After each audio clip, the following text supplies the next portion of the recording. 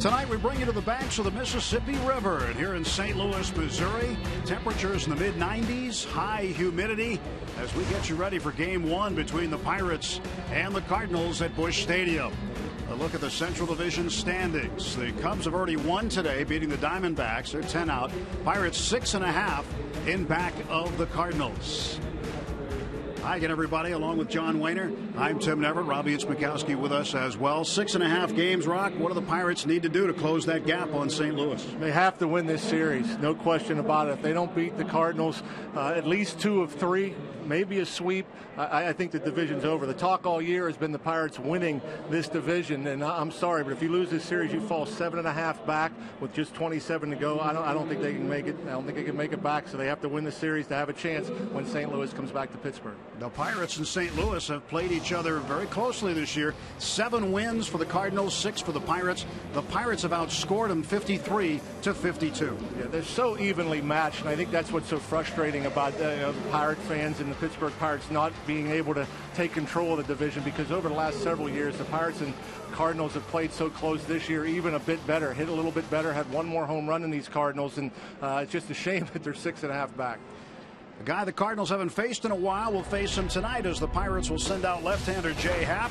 Happ's been pitching very well for the Bucs lately. Good things happening for Jay. He hopes those continue. We'll take a look at the pitching matchup when we come back to Busch Stadium.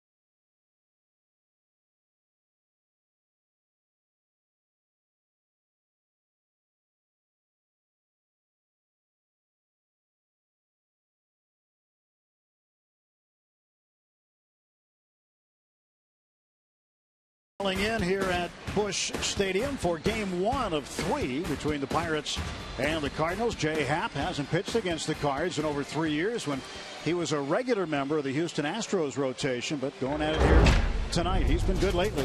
Man, he has been excellent. His first start, a little shaky. Didn't know what you were going to get from Jay Happ. In his last 4 starts, he's been outstanding, using all his pitches, the fastball, slider, curveball. Been really aggressive with the fastball, though. But just 2 earned runs allowed in his last 4 starts. His last 3, he picks up victories. Outstanding work from Jay Happ. So you look at the numbers for Jay this season: 3-1, an ERA of 1.98. in 27 and a third innings pitched. His last 11 and a third innings, his last 2 starts on the road, he's only given up 1 earned run. Yeah, I tell you what, it has been fun to watch. He's pitching with a lot of confidence. I don't know, people in Seattle probably frustrated by it, but this guy has had pretty much swing and miss stuff, everything he throws up there. He will oppose Carlos Martinez, the right-hander, 13 and 6, an all-star this season. 6 and 3 at home, but a 4.73 ERA against the Pirates in 4 starts. He may be tiring a little bit being in the rotation all year. His last 3 starts, he hasn't been great, but he's learning how to pitch. He's pitching better and better. He used to be a fireballer. Now he uses all his pitches, a slider, curve, change, fastball, only throwing it about 55% of the time recently. So Martinez may be tiring, but also very tough to hit. Right-hander Carlos Martinez facing left-hander Jay Happ. Well, these Cardinals haven't been just hot. They've been historically hot. We'll show you some data to back it up as we count you down to the first pitch in St. Louis.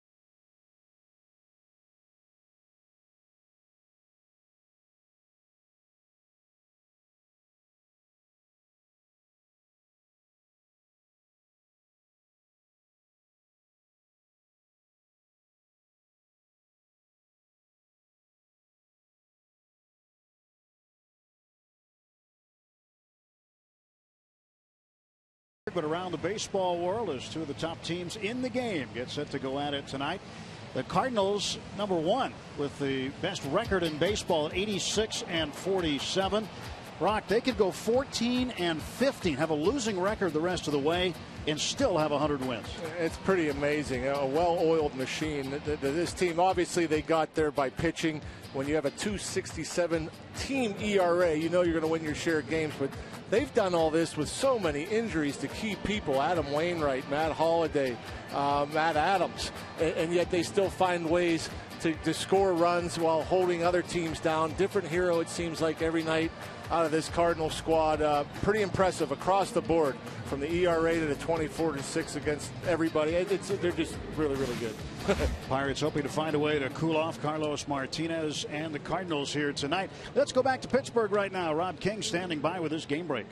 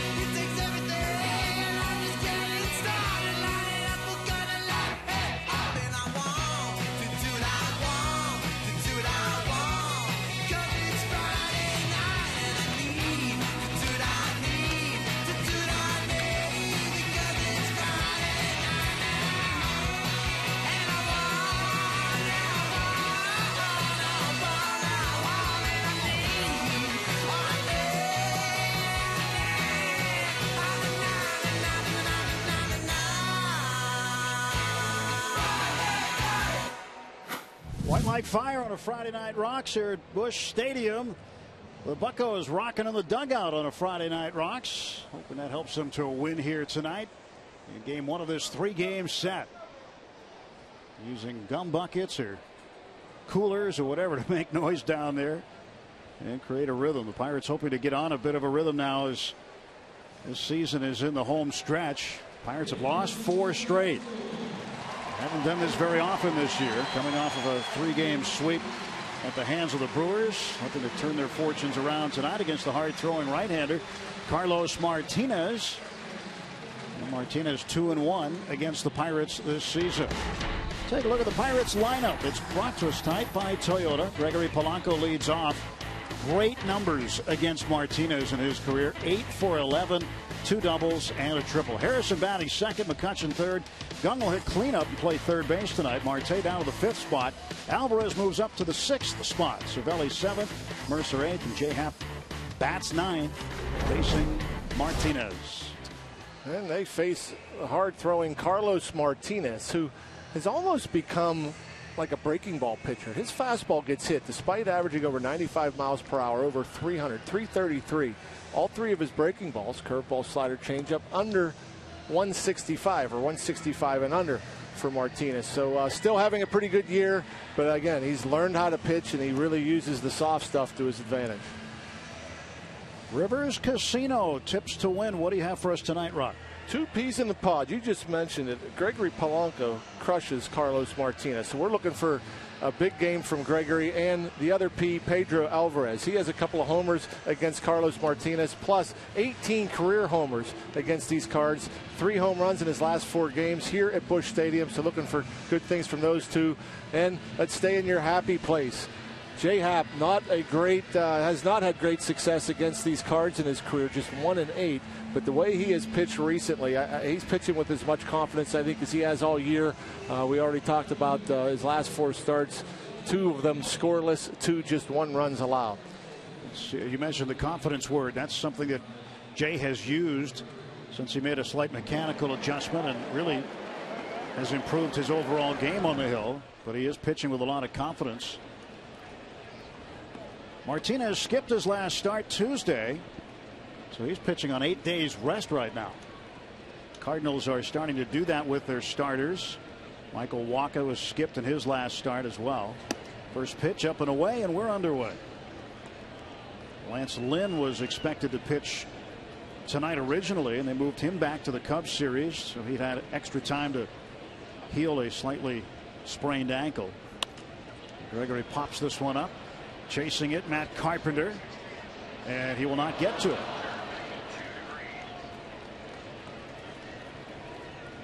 Long way to go for Carpenter. If he's playing even with the bag or behind the bag, he's probably able to make this play easily. But playing, 8-10 feet in front of the third base bag, that's a long run to make. 1 ball and 1 strike to Polanco, who currently is in an 0 for 20 slump.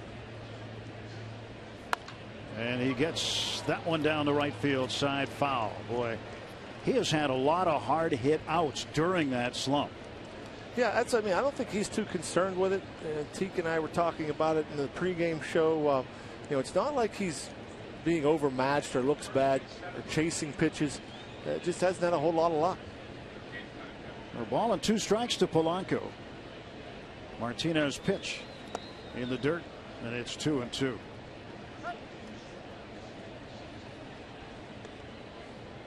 Martinez overall in his career, 13 appearances against the Pirates, just 4 starts prior to tonight. 2-2 his record. But here's something that is a trend that's in favor of the Cardinals. When Martinez pitches against the Pirates here, Polanco smacks this one foul. Whether it's been in relief or starting, the Cardinals are 7-0. So the Pirates need to find a way to beat Mike Matheny's club with Martinez on the hill here at Busch Stadium. 2-2. Oh, 3-2. Yeah, for whatever reason, now home teams always have an advantage, win more than they do on the road. But for whatever reason this year, the Pirates struggles They've had struggles here at Busch the last several years, but this year, just in the Central alone, 7-21 on the road. 3-2 pitch. Polanco fouls it back. Gregory still on it. Yeah, borderline pitch there. May have been a bit off, but too close to take. Had to protect.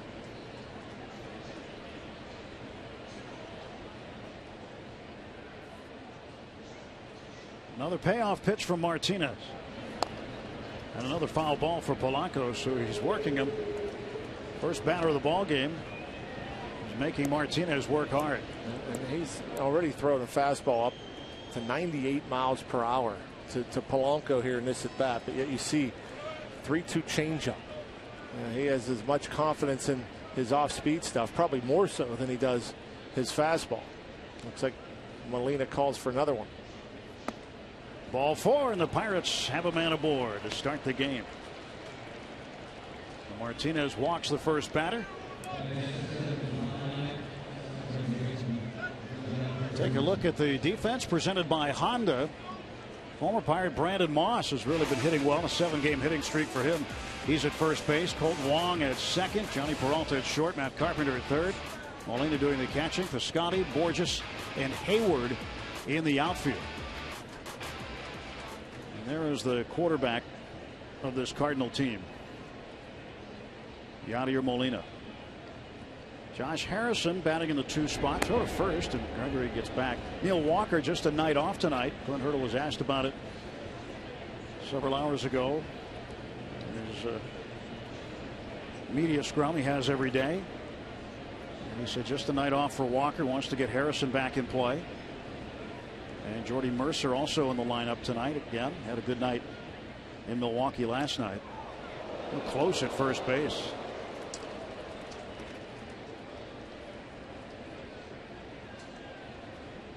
They do a good job of holding runners here. They got a great catcher in Molina, but all their pitchers do a good job of controlling that running game. That's a quick move over there, keeping Polanco close.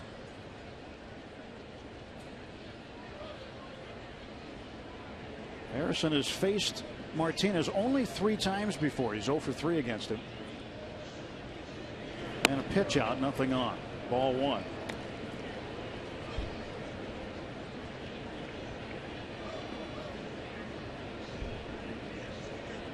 Now if you're Polanco, do you try to take advantage of this knowing they've already pitched out? If you get a jump, again, you're not just going to go just to go. You have to get a jump. Obviously there's some concern over there. Martinez is relatively quick to the plate. Off speed pitch that time. 87 miles an hour. Martinez can bring it in the upper 90s, and that was an issue he had as even a younger pitcher, where he was just throwing fastballs as hard as he could. The Cardinals worked with him, taught him to back off a little bit, only use it when you need it, and it's helped him. Swing and a miss. Polanco started and stopped. Jay behind in the count. 1 ball, 2 strikes. And that's a good job. You're looking to go every pitch, okay? And didn't get a good enough jump. Put on the brakes.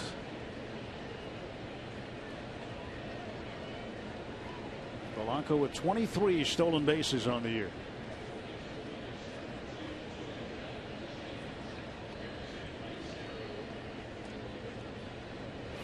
Jay strikes out.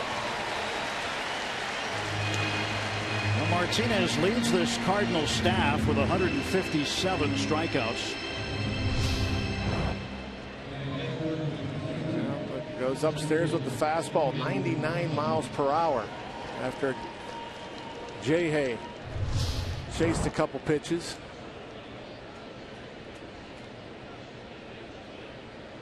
Andrew McCutchen playing in his 100th career game against the Cardinals.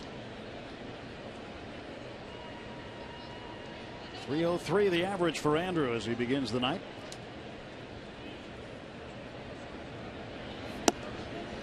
Andrew had the night off in Milwaukee last night. As Clint had said, they were looking for a day for him. And Andrew said he had tightness in an Achilles tendon, so day of rest may have helped him out. .273 career hitter against the Cardinals with 12 home runs. Martinez ready to deliver, and that is low. 1 ball, 1 strike to Andrew.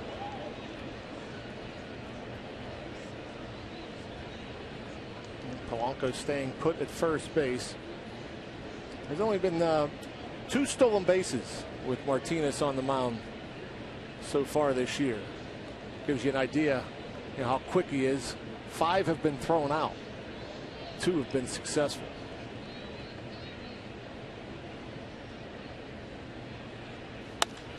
Base hit for McCutchen, and this will get Polanco over to third base. It's another first inning single for Andrew McCutchen.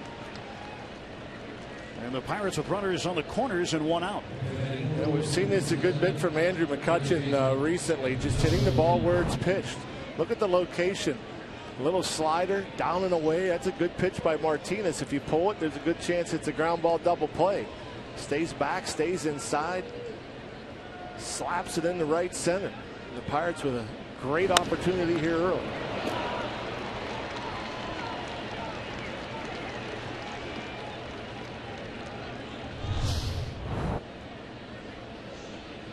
Kutch with his 141st hit this year.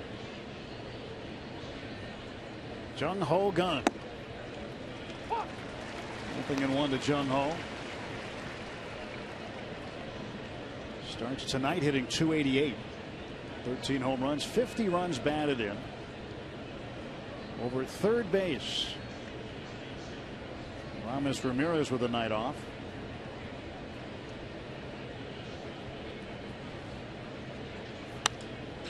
This one is flared into right field. That's a base hit. Polanco will come home to score, and the Pirates have a 1-0 lead. An RBI single for Jung Ho. We lamented the fact the other day in Milwaukee about the weak hits early in the ball game costing the Pirates, finding holes. It works both ways. Not the prettiest base hit off of a Jung Ho Gung bat, but the pitch way inside, off the fists. Probably didn't travel 125 feet, but it's an RBI. It's a hit in the box score. You take them how you get them. So the leadoff walk comes back to hurt Martinez and the Cardinals as Polanco scores the first run of the game. First and second, 1 out for Starling Marte.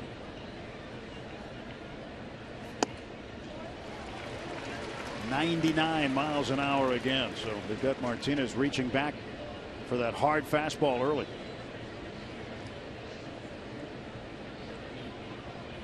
Working on 20 pitches already in the first inning is Martinez. Runners off first and second. Now it's 0-2 to Starling. He went 1 for 5 last night.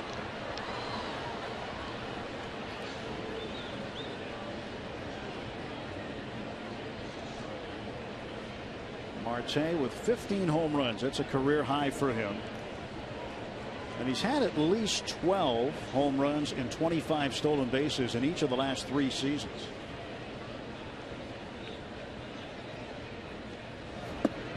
Off-speed pitch down low. Has been in that 2-hole a whole bunch now in this RBI position once again.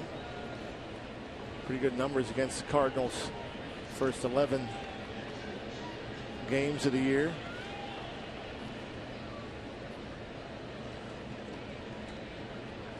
Molina with a sign down. Now time is called.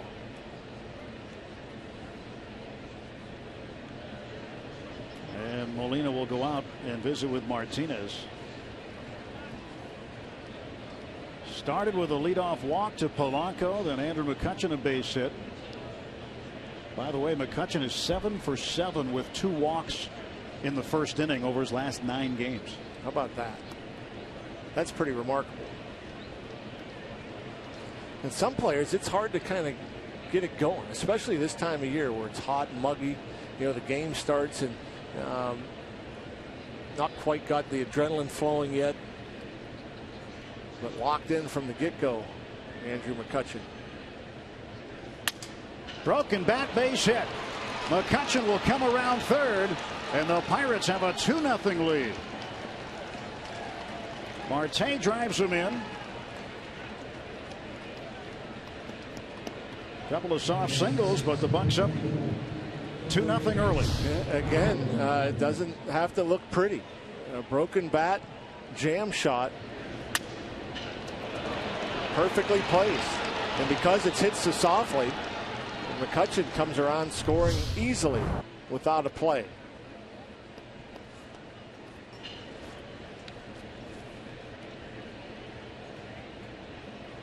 Well, Martinez with 22 pitches now facing Pedro Alvarez.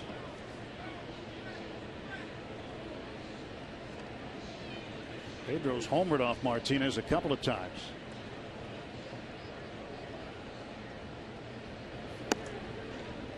A fastball that misses. One thing about this Cardinals staff, John, we noticed it even more so the last time we were here. A lot of pitching staffs will throw Pedro soft stuff and throw changeups, but the Cardinals continue to challenge him with fastballs. Yeah. Probably why he's had so much success against them. 2-0. Barrel Automotive League leaders stat against St. Louis since 2012. He ranks first with 16 home runs, 49 RBIs, and he's second in runs, walks, and intentional walks.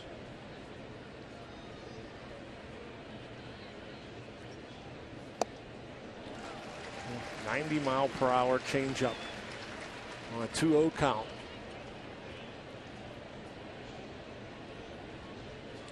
Really remarkable, and looking over some of the stats on Martinez, we've already seen the fastball 98, 99 miles per hour. He gets swings and misses less than 14% of the time. 2-1 fouled back. Somebody throwing that hard and hardly gets any swings and misses.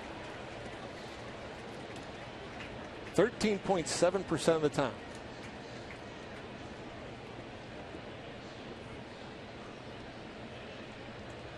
Derek Lilliquist, pitching coach.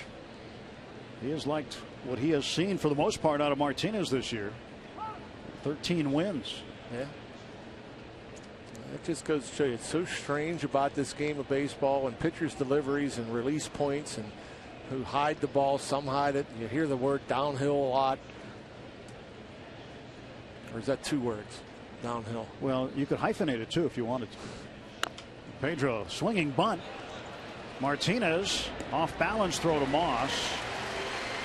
Records the out. 2 men out, but Jung Ho Gung moves to third base and Starling Marte over to second.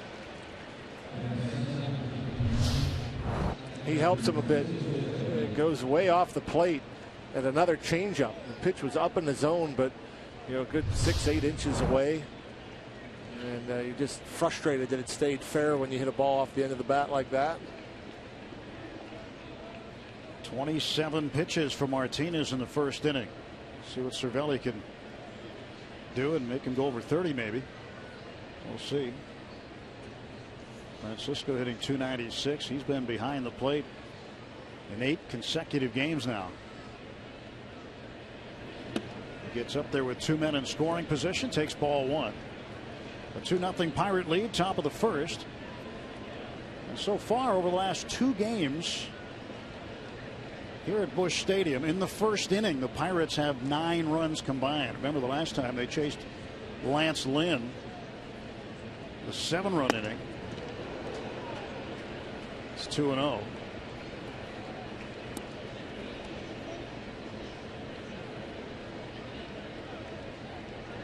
A big hit here would be really nice.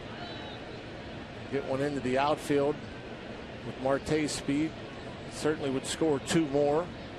Give Jay Happ a nice 4-run lead before he takes the hill. 3-0 to Cervelli. May not get anything to hit with first base open.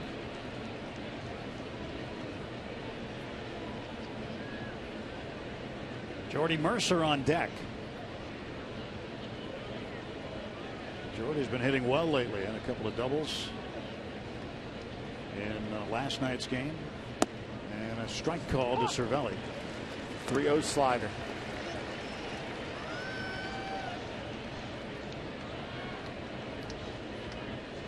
That should give Francisco an idea how he's going to be pitched to with 2 on, 2 out, and a base open. And another strike call. Well, this year, Rock, batters in the National League are hitting just 168 against Martinez with runners in scoring position, and 133 with 2 outs and runners in scoring position. And Cardinal fans after it early. Payoff pitch to Cervelli. And that is ball 4. They'll check it first. And the bases will be full of Bucks with 2 outs.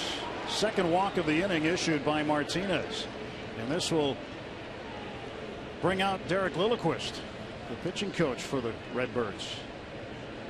Yeah, give him a little bit of a breather. Very hot, humid, muggy.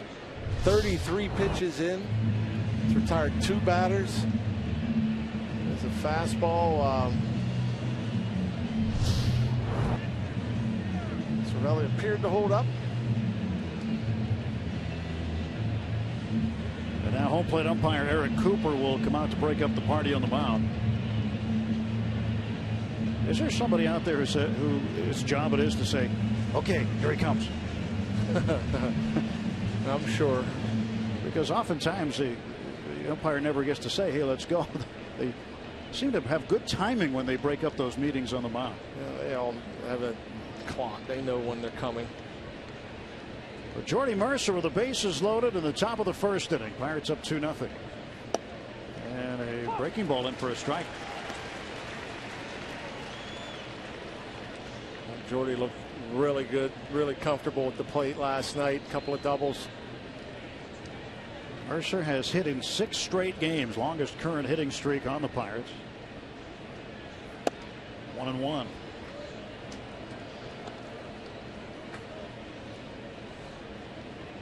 Three hits this inning. McCutchen, Gung, and Marte. McCutchen making him laugh early in the dugout.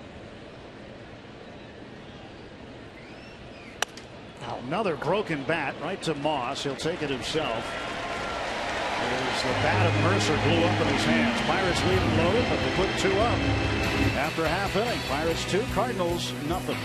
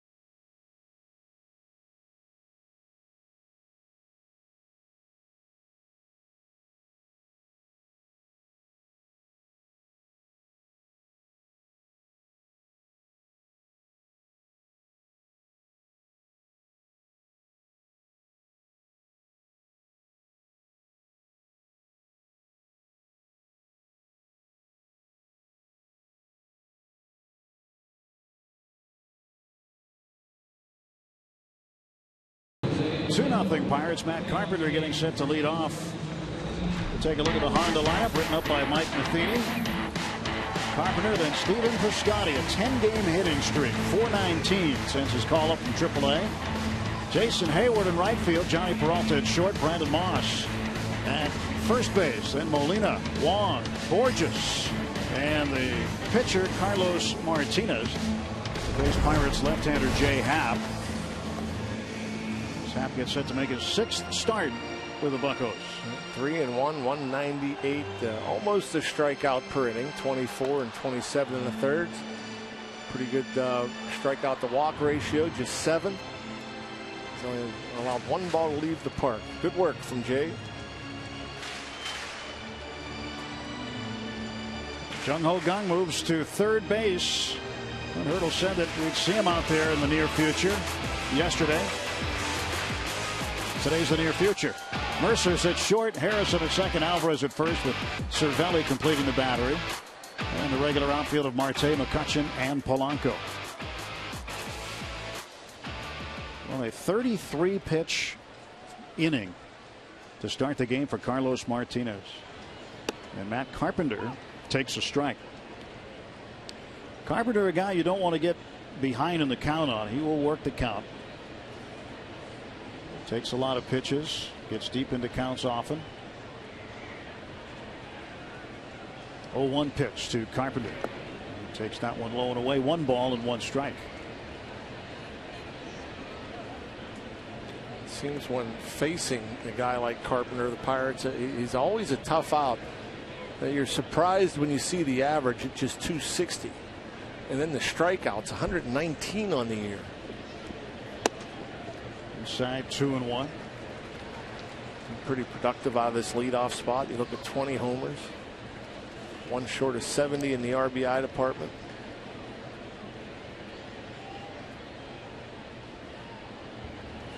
He's played third base, second base, first base, mostly third. Hits this ball well to center field, but it'll hang up for McCutchen. And there is 1 out for the Cardinals in the bottom of the first inning. And you always hope for a quick, clean bottom of the inning.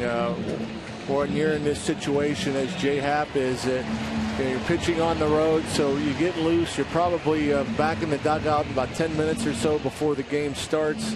Then your offense is out there for 20 minutes, seeing a bunch of pitches, putting a couple on the board. So you wonder, how effective you're going to be, how sharp the stuff will be after sitting around for a half an hour. Piscotty batting. Pitch outside. I think I said 33 pitches. I want to correct that. 36 pitches for Martinez in the first inning. 9 of those 36 on a walk to Polanco.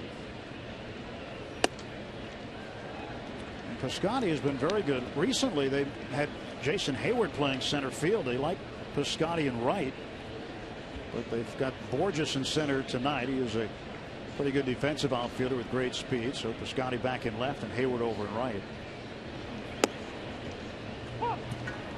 And John Jay, who you'll see at all 3 of those outfield positions, came off the disabled list today.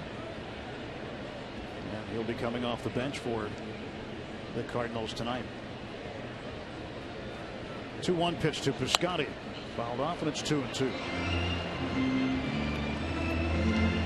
Well, Jay Happ, things have gone well for him since coming to Pittsburgh. 2014 with Toronto, he went 11-11, had a .422 earned run average. With Seattle this year in 21 games, had a .464 ERA and a 4-6 record. And now a .198 ERA in 5 starts, and that's including his first start, which didn't go very well. No, but good pitch, good location. Fouled off the right shoulder pad of the home plate umpire.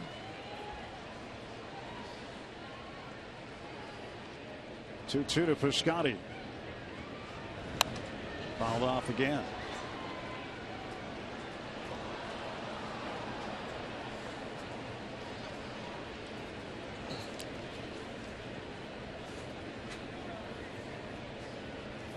Sea of red, as always. Yeah, the Pirates see too much red when they're here.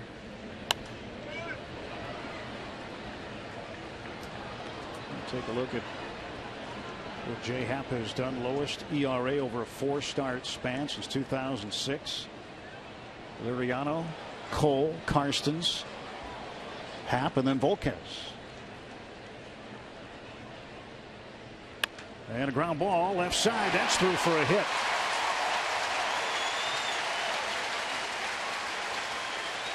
An 11-game hitting streak for Stephen Piscotty extends his career long.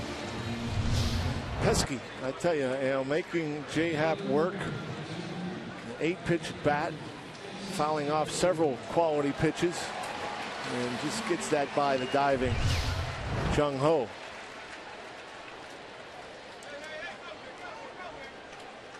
Well, runner aboard, 1 out for Hayward. Pirates up 2-0, bottom of the first.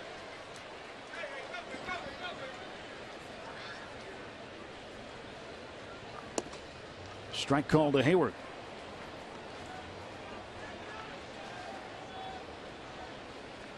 He's really come along. I think he had the best of starts here, up to 292.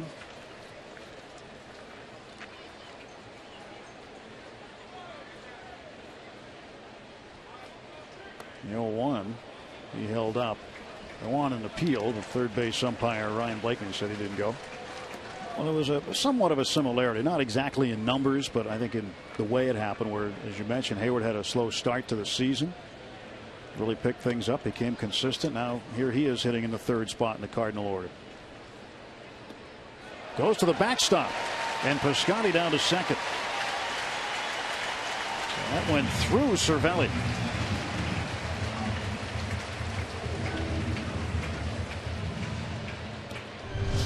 I'm not sure if he was trying to frame this or if it's actually went in the dirt. Now, kind of just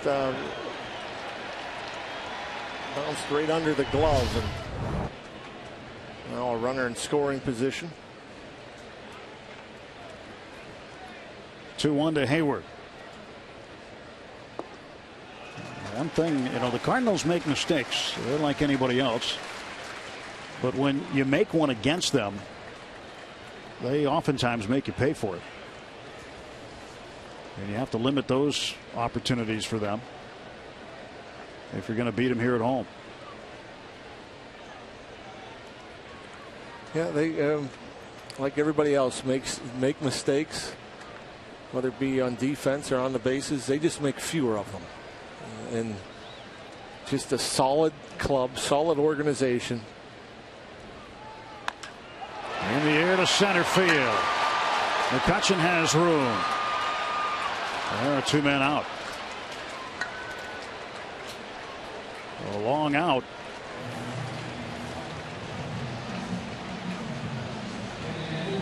McCutchen busy early defensively, retiring Carpenter and now retiring Hayward. Now J Happ getting set to face the shortstop Johnny Peralta, cleanup hitter for St. Louis. 16 home runs for Peralta this year, 60 RBIs. Piscotty at second base, 2 out. And Happ checking the runner. Strike call to Peralta.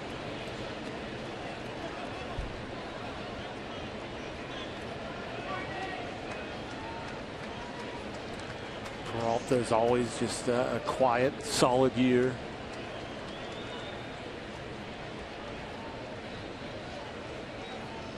Oh, 1 to Peralta from Happ. 1 ball and 1 strike.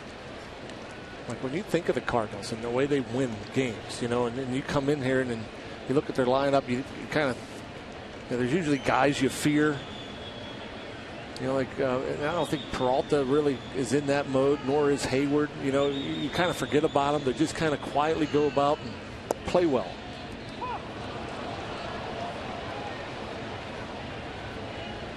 Find ways to beat you. And that's why they have all the flags. Got 11 of them.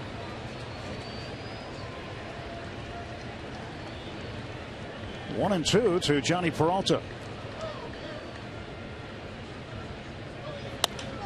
To right field, right to Gregory Polanco. 3 fly balls and a base hit. 1 man left. And at the end of 1 full inning at Busch Stadium, it's the Pirates 2, Cardinals nothing.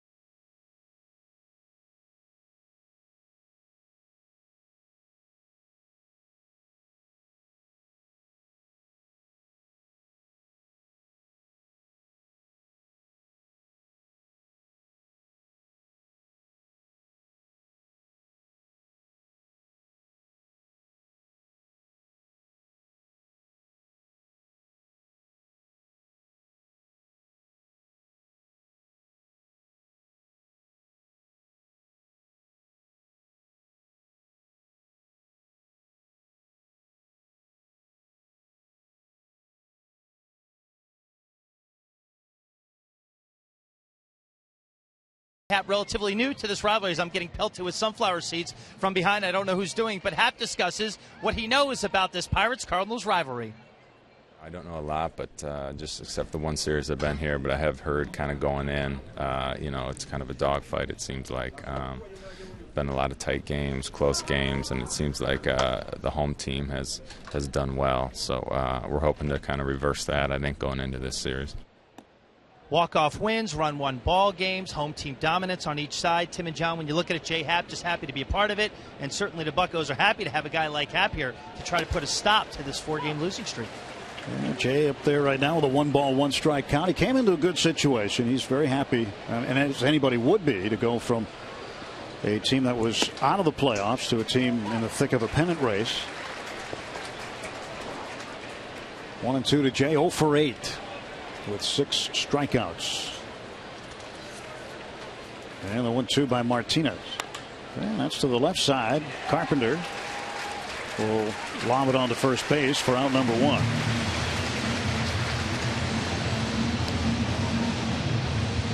1 out for the Pirates in the top of the second. Top of the order back up. Gregory Polanco will head up there. Walked and scored in the first. Pretty good at bat. Saw a bunch of pitches from Martinez. He'll take his time, give Jay Happ a chance to sit down and cool off.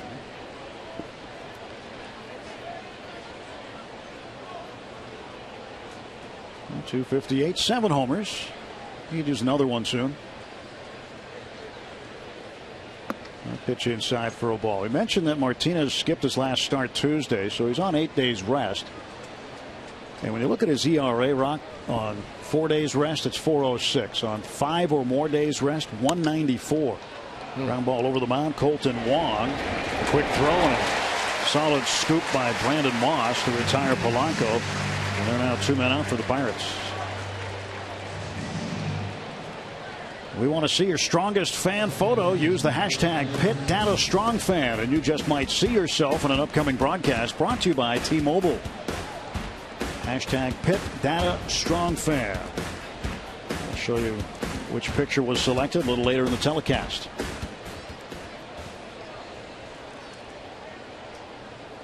The Pirate fans really stand out in this sea of red in St. Louis, don't they? Yep. Yeah. Black and gold clashes with red. We don't see as much black and gold here. It's harder to get tickets here, I believe, than everywhere else.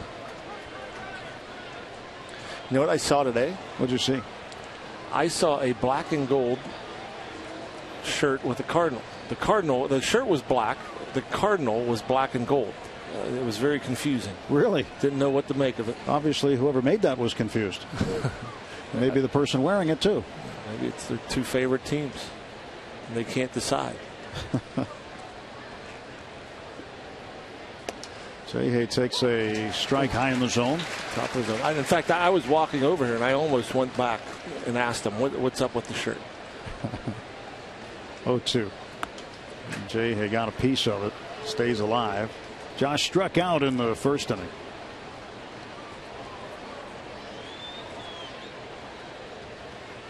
I saw one jersey earlier today. It was an Andy Van Slyke jersey, but a Pirates jersey. That was really one of the few that I saw today.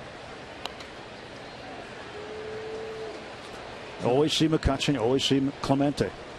Every place we go. Yeah. Those two you always see. Martinez wearing Andy's old number 18. The 0-2 pitch.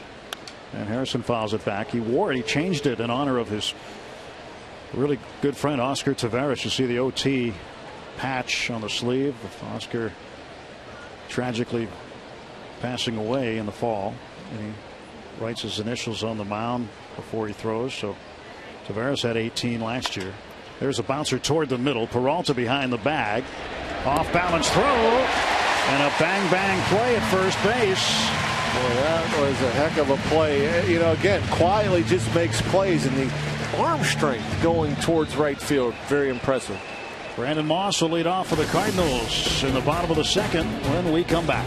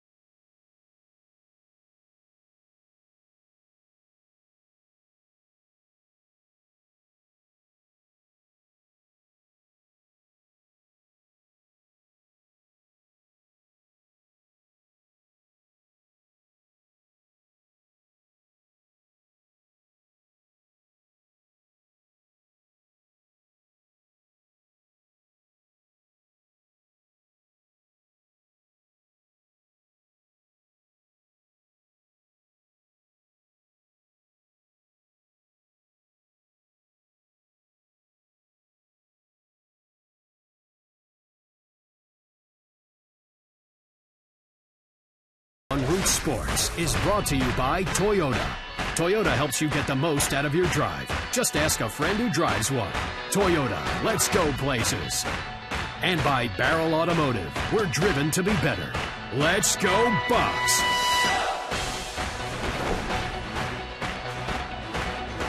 Back in St. Louis with John Wehner, I'm Tim Neverett. Spotting the Pirates fans among Cardinal Nation tonight. 2-0 Pirates lead. Brandon Moss will lead off facing Jay Happ. Moss has been on fire lately. Takes low for ball one. Had a walk-off winner against the Nationals a couple days ago. He's got a 7-game hitting streak going. Former Cleveland Indian. In fact, played against the Pirates earlier this summer as an Indian. 1 ball and 1 strike. See where the Pirates are playing 3 on the right for him with Jay Hay in the outfield. And another strike to Moss, and it's 1-2. Great location. That's a good pitch right there. Not a lot of hitters can do much with that pitch. Right at the knees on the outside corner. 1-2 delivery. And a line drive right at Jung Ho for out number 1. Well, the fastball usage for Jay Happ is up now that he's a Pirate. Almost 71% of the time he'll rely on his fastball in one location or another. When he was with Seattle, it was under 64% of the time he'd use his fastball. But he has a lot of success when he throws it up in the zone, and that could be a good combination because the Cardinals' average on fastballs up is 188 as a team. I mean, and he's locating it well. I think there's a little more zip, a little more finish to it.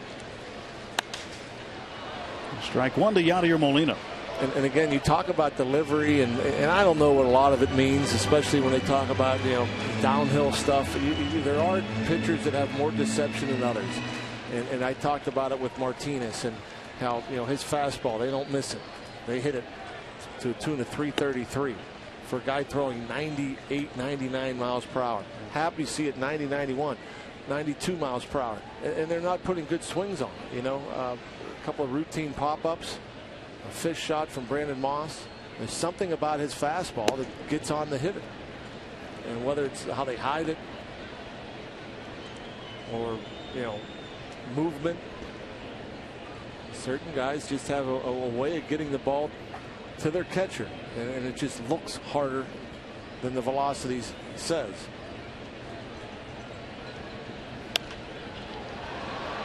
Routine fly ball to left. Marte settling under it. 2 gone for the Cardinals in the bottom of the second. Get on board with Pirates baseball for 2016. The Pirates now accepting deposits for full and partial season ticket memberships. Get access to exclusive events, the best locations and savings, and customizable memberships too. Plus, 2016 full and half season deposits receive 2015 postseason priority. For more information, pirates.com/membership.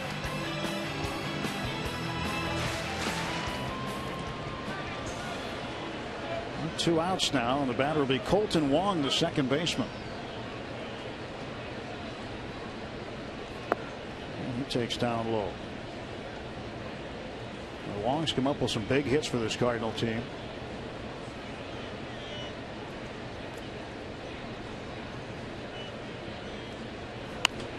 One ball, 1 strike. And we've seen him turn around some fastballs, and a good fastball hitter. And that last fastball from Jay Happ, Wong practically hit it out of Cervelli's catcher's mitt way late. Cervelli reading that swing, figures, we'll go back in there.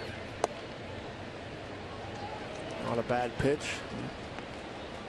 Borderline on that inside corner.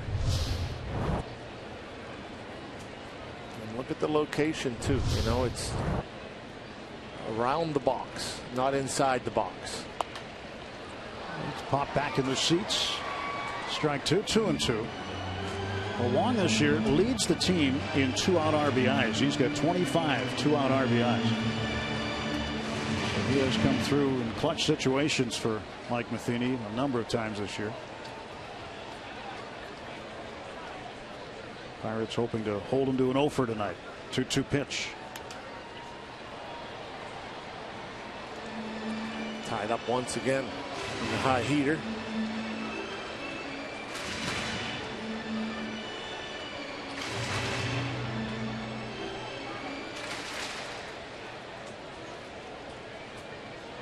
Knapp has retired 5 of the first 6 Cardinals he's faced. Piscotty with a base hit in the first inning against him. That's it. And Wong, a line shot to center. And he's got the second hit off of Jay Happ. Able to make the adjustment. And Jay Happ has been working him upstairs with the fastball. This fastball not quite high enough, right around the belt.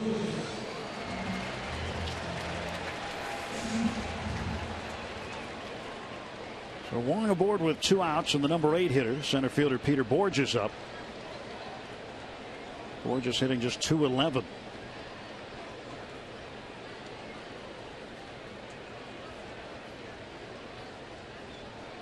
And a strike to Borges. Wong will run every now and then too. 14 stolen bases. He's been caught 8 times. But Jay knows he has to keep an eye on him. 2-0 Pirate lead in the second. 1-1 to Borges. Watching Cervelli put down the signs for that last pitch. He did the wiggle.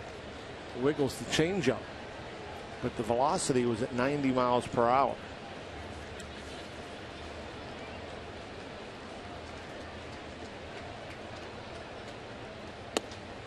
Strike called, and it's 1-2. And I think when you're more confident, you're having more success pitching off of your fastball like Happ has done here with the Pirates. You're not afraid to throw it in there. You're not afraid of making mistakes with it. You're more confident in it. And you're more likely, with confidence, execute it and put it where you want. Tried to get a chase down low that time. Didn't happen. Cervelli with the block. Keeping Wong at first base.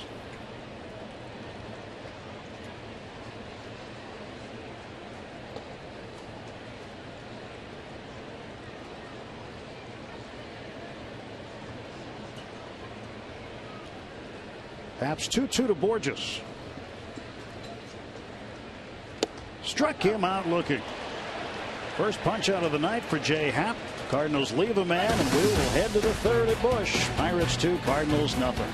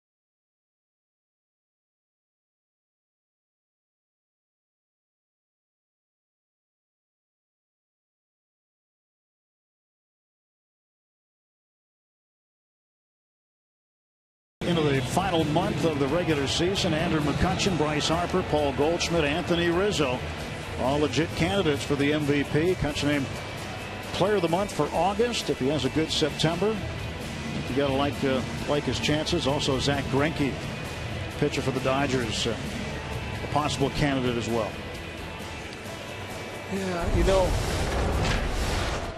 in years past, they always talk about it. You have to take your team to the playoffs, to the postseason, to be MVP. And I know Goldschmidt and Harper are having great years, but I kind of think they're eliminated.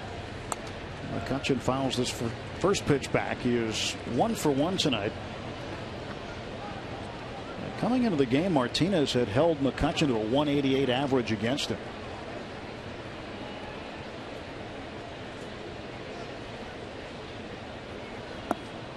And the whole 0-2. That's such a tough pitch. The right on right change, especially when you have a good change up like Martinez, and it comes out of the hand looking like a fastball.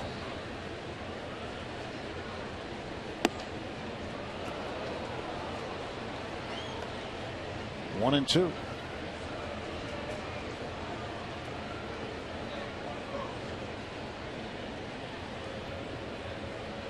Martinez 1-2 pitch to Kutch.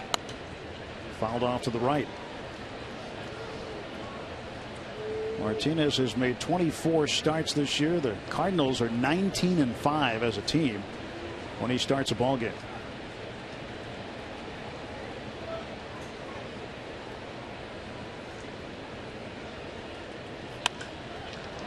And this one's going to hang up for Borges. One out for the Pirates in the third. It's remarkable. After seeing all those off-speed pitches, he throws 98 on the inside corner, and McCutchen just turns it around. Hits it right on the button.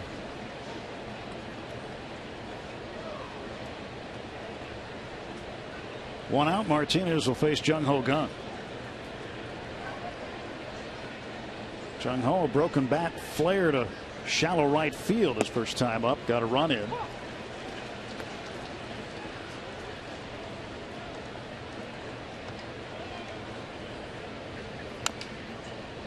Oh, and 2. Yeah, you mentioned that extra rest with Martinez. He didn't throw 100 pitches or 100 innings last year. You know, just 99 2/3, and he threw just over 10 innings in a rehab. Jung-Ho goes down looking. Martinez retires him on 3 pitches. Second strikeout for Martinez in the ballgame. Yeah, kind of the backup slider. It just doesn't slide. It just stays in, or maybe that's the changeup. I thought watching it live that it was a slider, but I think stayed pretty straight. Starling Marte, RBI single that cost him a bat in the first inning. Tries the same pitch, inside, misses, and it's 1-0. You figure he's well over, now he's over 60 innings. He has 60 more innings pitched this year than he did last year. I know all that talk going on in New York with Matt Harvey, and he coming off of Tommy John and too much use. And Martinez, will be interesting to see how he goes down the stretch. He's poked foul and out of play. 1-2. And I think with he and Waka, that's kind of part of the reason why they're giving them some extra rest. They haven't seen this workload. Waka had his start skip this week. Waka only threw 109 innings last year.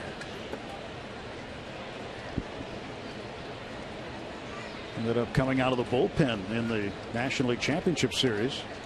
Actually gave up the pennant-winning home run to the Pirates' Travis Ishikawa, who's still on the disabled list. 2-2.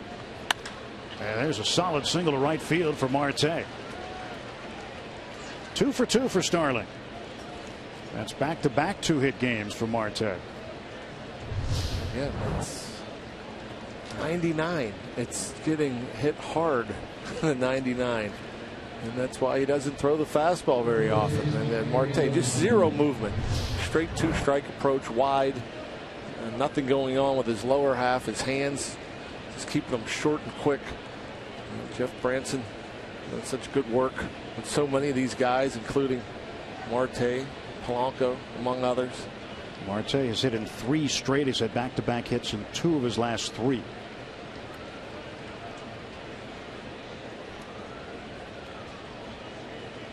Here is Alvarez, 245 hitter. Pedro takes a strike. Got a change up.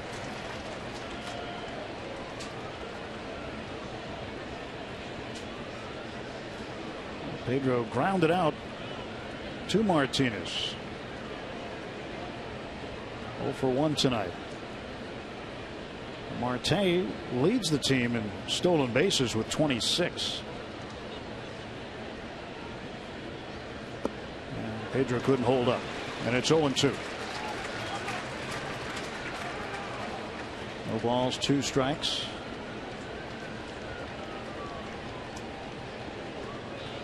Told you the Cubs won earlier today. Real nail biter at Wrigley Field, 14-5 over the Diamondbacks. Addison Russell, 2 home runs for the Cubs.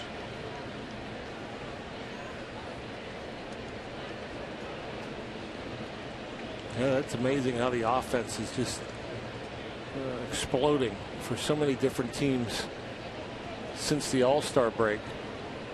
Even these Redbirds have picked it up offensively of late. 1-2 to Pedro. Yeah, the Cardinals off last night, but they dropped the finale of their series with the Washington Nationals Wednesday night, 4-3. They had 16 hits in that game. And that was Max Scherzer? Yeah, Max Scherzer had an interesting night, but scored 3 runs on 16 hits. Pedro swings and strikes out. 2 strikeouts in the inning. 1 hit, 1 left, and 2.5. Bucks 2, Redbirds nothing.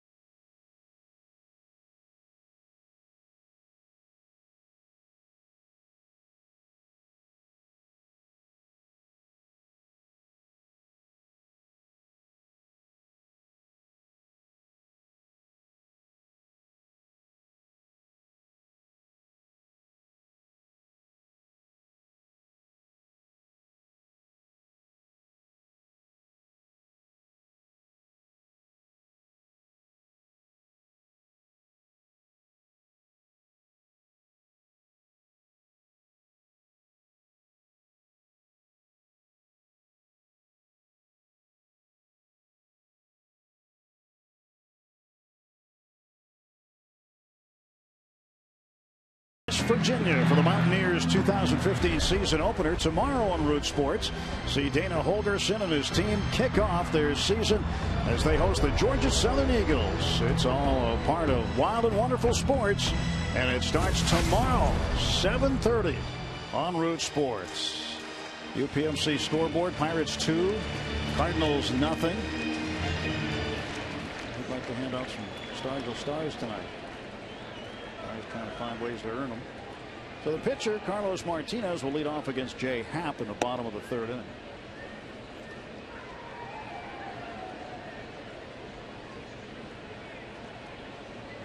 A couple of guys who have teamed up on many teams.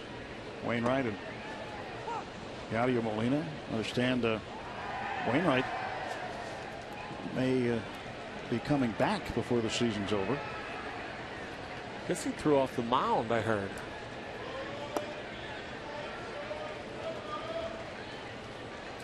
He is the ace of the Cardinals staff. He has been on the disabled list an extended period of working his way back. You think about the guys that the Cardinals have on the DL. Martinez chops this one toward Happ. Whoop. There you go. One out. But Matt Holliday, watched him take BP today. I guess he's getting close to coming back. Matt Adams, I understand it's some sort of a setback, but they expect to have him back at some point in time. He hit this afternoon as well. A.J. Burnett on the way back. He had a simulated game today. A lot of information on that. Yeah, there's Matt. Phillipsburg, PA native. And Randall Grichuk, another guy who's on the disabled list, an outfielder who has provided a lot of power.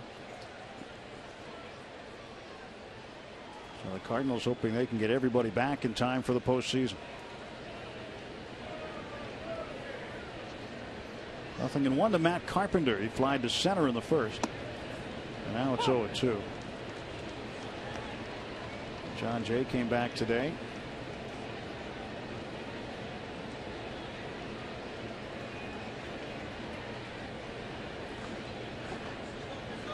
Saw John Jay there, like sweating profusely.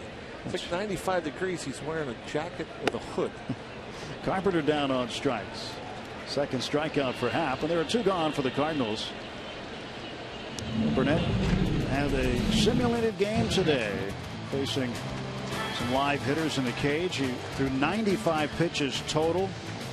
He had 4 innings up and down on the field, then went in the bullpen and finished his sim game after that. 55 fastballs out of his 95 pitches, threw on 3 pitches. And his words, he says he feels great. Piscotty hits this one down the right field line, and Polanco there. And a quick inning for Jay Happ as he retires the side in order. Something AJ hopes to be doing again soon.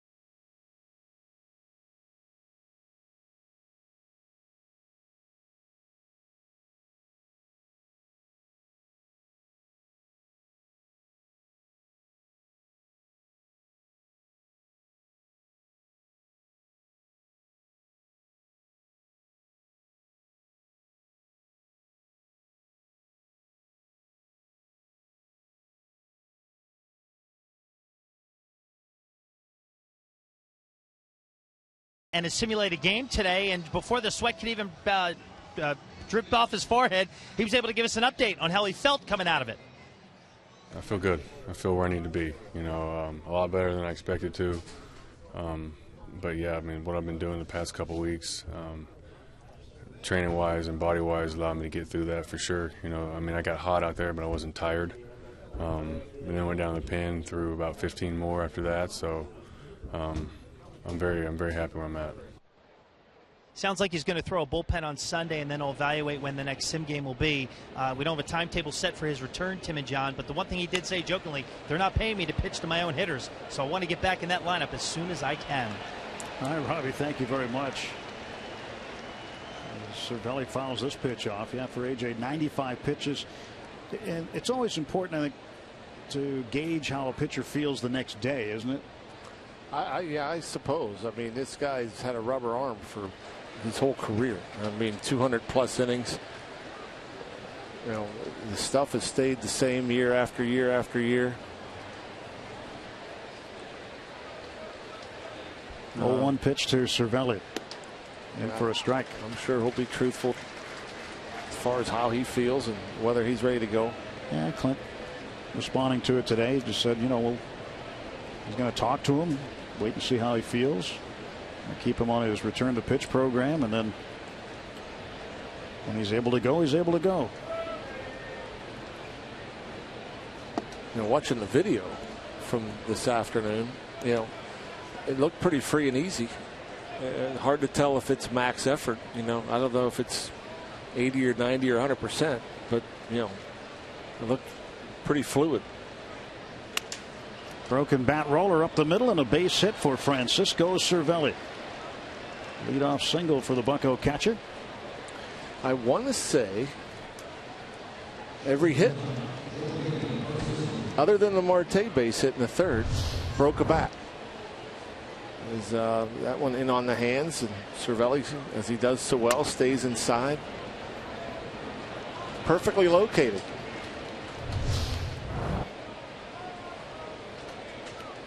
Yeah, Cervelli will take it, certainly. His 108th hit of the season. Well, on those sim games, John, I'm sure you've participated in a number of those as a hitter in the past. It's something where you don't have any rehab opportunities this late in the season for a guy like AJ. And in the days of the past, guys wouldn't go out anyway. They would just structure these simulated games in the afternoon, and that's how they get ready to return to pitch, right? Yeah, I mean, you know, I believe unless something has changed, it's that Indy has a chance to go to the postseason. Now, we've seen that before, too, where big league pitchers will go down and pitch in a playoff game, or, you know, as they wrap up their season in the minor leagues or somewhere. But that's the other alternative. And instead of putting them under the lights in that situation, let your prospects pitch and just set it up with your bench players. There's enough bench players here that could use the reps, see some live pitching. It's impossible to, you know, have adrenaline or, you know, for the feel of it being a regular game. It's just basically AJ getting his work in and hitters taking some swings. Mercer takes inside for a ball, 2-1. They're never fun for the hitter, I'll tell you that. They're not. Never. Pitcher's batting practice in spring training, that's not fun for the hitter. Why is it not fun? You have to ask if you can join in on one. You'll figure it out real quick. It's yeah, you're just basically a prop. And every now and again, if you decide to swing, see what happens. I mean, again, it's just hard to ramp it up. It's just so different and weird than a game situation. Rodriguez was one of those props today, John. He was one of the players taking part. Jeff Decker and Michael Morse. Mercer ground ball left side. Carpenter goes to second for one. That's a double play.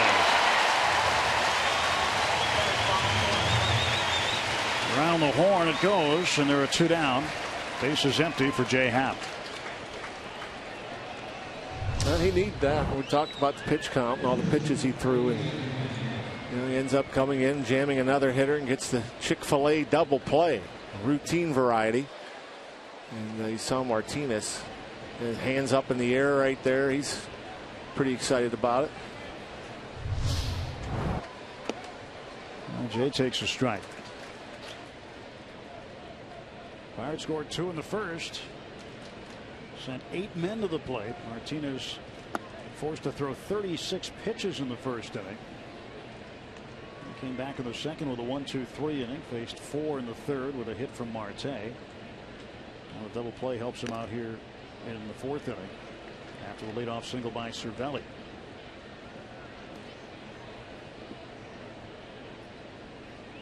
Happ grounded out to Carpenter at third in the second. 1-2 pitch. Hangs in there.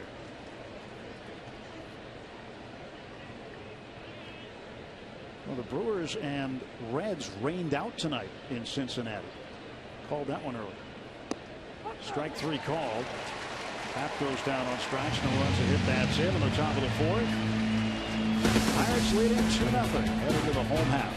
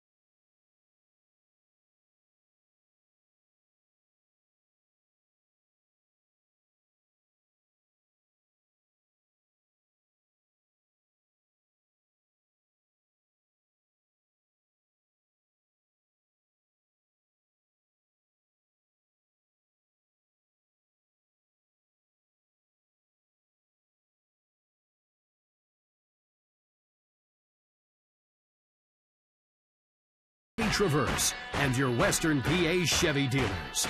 And by Day Automotive. We're gonna make your day. Let's go Bucks! Our Day Automotive this day in Pirates history. This date 1982. Pirates pitcher Lee Tunnell made his major league debut in place of John Candelaria, who had a tight shoulder. Tunnell got the win with 7 shutout innings, allowing just 4 hits as he outdueled Fernando Valenzuela. A Lee Lacy home run was the only run the Bucks would get. Luckily, it was the only one they needed as they beat the Dodgers 1-0. Friday Night Rocks from Busch Stadium. 2-0. Pirates with the lead. Bottom of the 4th inning. Jason Hayward leads off, facing the lefty Jay Happ.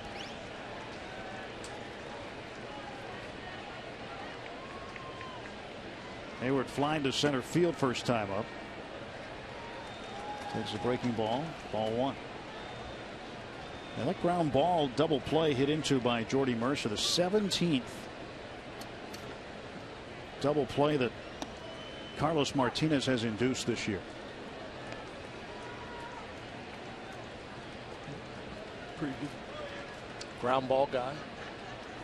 Over 56%. The ball's put in play on the ground.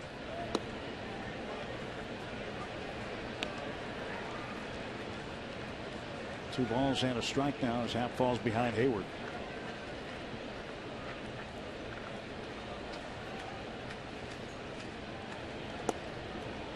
Lays off that pitch. Just missed the corner. That's a good take right there. That's recognizing speed and spin. That pitch was in the strike zone the entire flight until the very end. And just off the plate. And the same count Hayward was in his first time up. It was a 3-1 count that he popped up the center.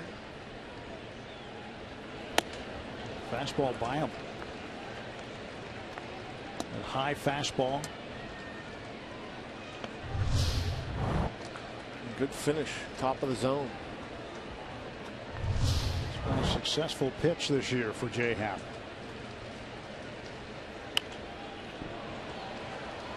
Fouls this one back. That's where I've always thought you pitched Jason Hayward. I mean, tall guy, long arms, likes to get extended. I always thought, you know, inner half, inner third, belt or above.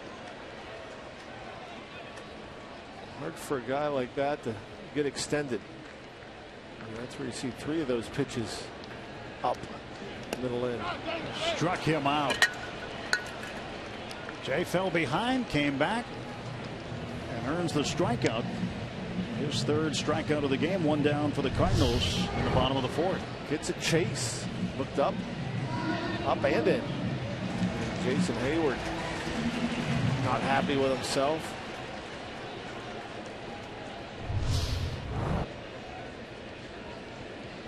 One out. Johnny Peralta takes a strike.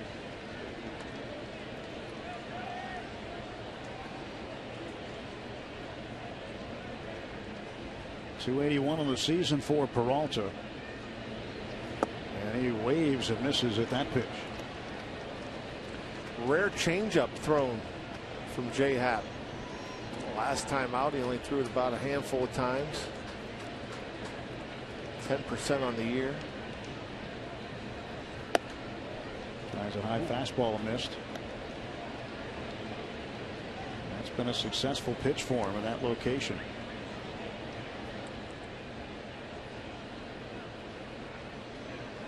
About 36% of the time he'll get a chase on that high fastball and get a chase on another pitch there and strikes out Peralta. It's 2 strikeouts in the inning, 4 in the game for Happ. This one's a hard one to chase. It's a curveball, never in the strike zone. Look how far away that is. And typically you'll see hitters chase a curveball that starts in and breaks down and out of the zone, but rarely will you see them chase that one that starts away.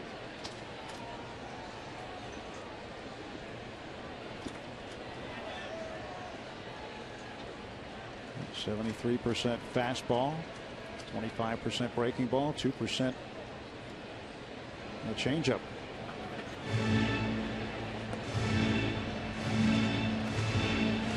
A 1-0 to Brandon Moss. Cervelli feeling bad for the home plate umpire Cooper. He bailed on him. You know, catchers and typically try to keep the ball away from the umpire and will block pitches, but Cervelli kind of moved out of the way. It got a piece of the chest protector, I think, of the home plate umpire, so he was making sure he was okay. 1-1 to Moss. Moss was retired on a soft line drive to the left side of the infield. Jung Ho Gun caught in the second inning.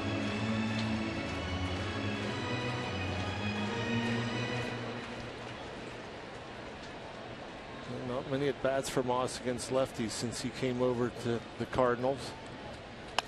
He breaks his bat and loops it to first. Pedro there. And the side retired in order for the second straight inning. 7 in a row set down by Jay Happ.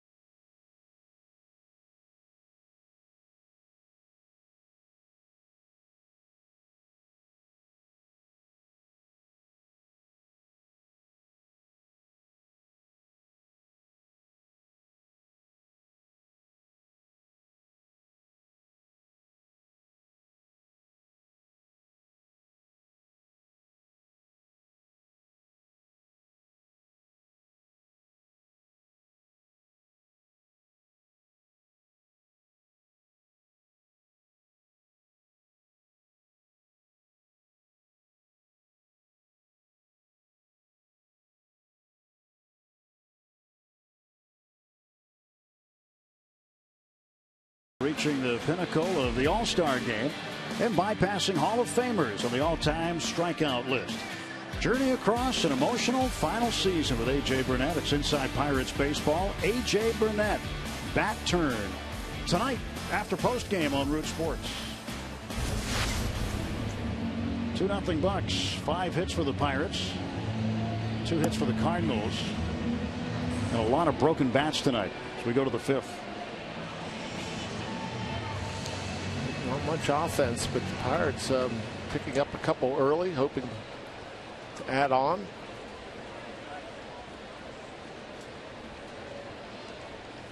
Top of the order for the Pirates, Gregory Polanco, who is 0 for 1 with a walk and a run scored. Came into the game against Martinez 8 for 11.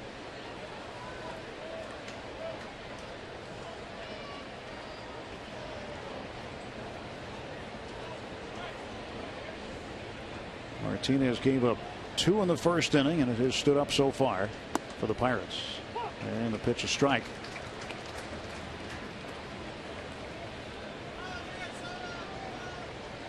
A .667 batting average against Martinez for Polanco.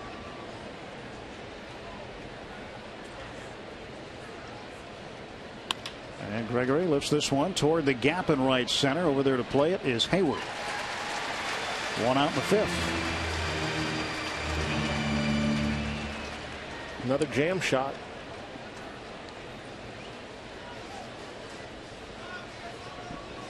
A hot day today in St. Louis, huh? Steamy.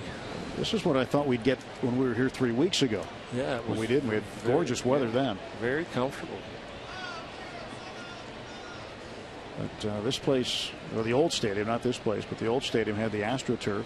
That was miserable. Temperatures could get pretty high here. And Clint was telling us a story today about when he was here, or a young player, I guess, in Kansas City before coming here, as Jay Hayes slams a base hit to left field. 1 out single for Josh Harrison. And he said he was told as a young player, well, let's look at this tweet first, from Point Park University.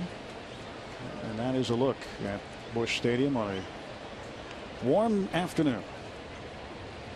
Greetings from section 454, row 1, seat 1, right on the aisle. But what Clint was saying is that he was told by somebody with the organization. He wouldn't say. I pressed him on the issue whether it was a player, coach, manager. He said, no, the guy's still alive. I don't want to say who it is. And he said he convinced these young players, and Clint included, to put aluminum foil in their cleats. He said, yeah, this is going to keep you cooler. And of course, we all know that aluminum foil retains heat. So when you're on the AstroTurf and it's 120 on the turf and you've got aluminum foil in your shoes, imagine how your feet feel.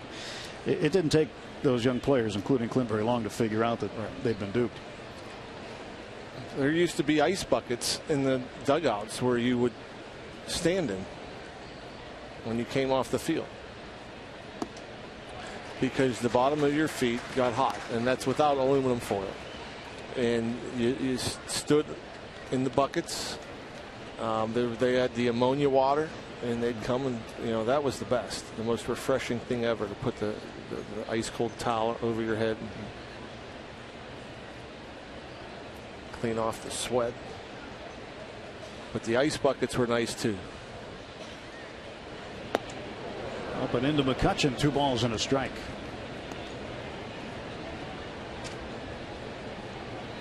But today was steamy in 94. And I guess there were days when you were hoping it would get down to 94 when you played here. I mean, there were times they'd put a meat thermometer into the turf, and there were days where I've seen it up as high as 140 degrees on the turf. Koch flares this one foul. Hit the rain tarp. Stayed in play. 2-2 to Andrew. McCutchen is 1 for 2 with a run scored.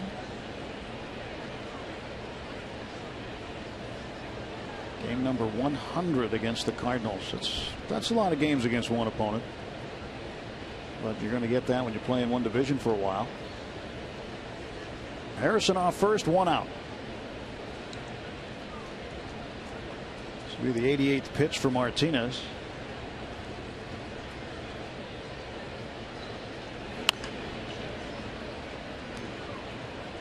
They play Andrew pretty straight up. No fancy shifts. Straight up in the outfield, straight up in the infield. Everybody but third baseman Matt Carpenter, he hugs the line a bit, gives him a lot of room. Andrew for a ground ball to sneak in between the shortstop and the third baseman.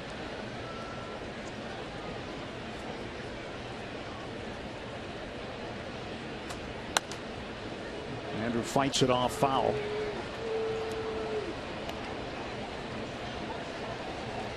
Still 2-2 on the Pirates center fielder. The Pirates hitters have been in some deep counts against the Cardinal right-hander.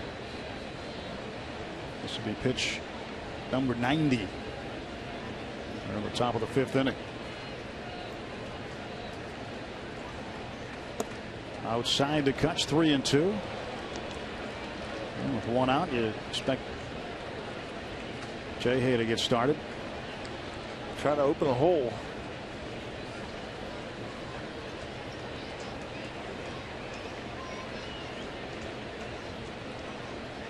Ramos Ramirez, who has had great success against this Cardinal team with a night off tonight. There goes Jay Hay. Pitch outside, ball 4. And the fans kind of faked into believing he was thrown out, but he's safe. As McCutchen walks. 2 on for the Pirates now with 1 out.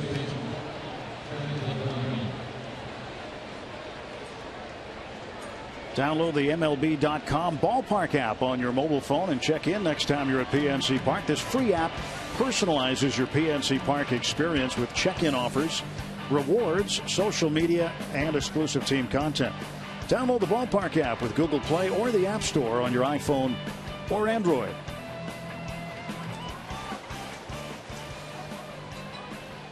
So 2 on, 1 out for Jung Ho. Jung has already driven in 1 run tonight. He's 1 for 2. Struck out looking on 3 pitches in the 3rd inning. A chance to add on for the Pirates in the 5th.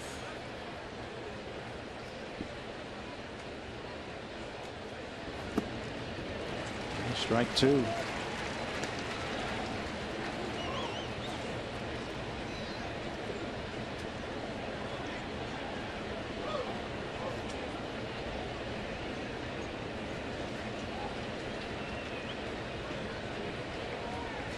And the 0-2 in the dirt, gets away. Runners are going to move up.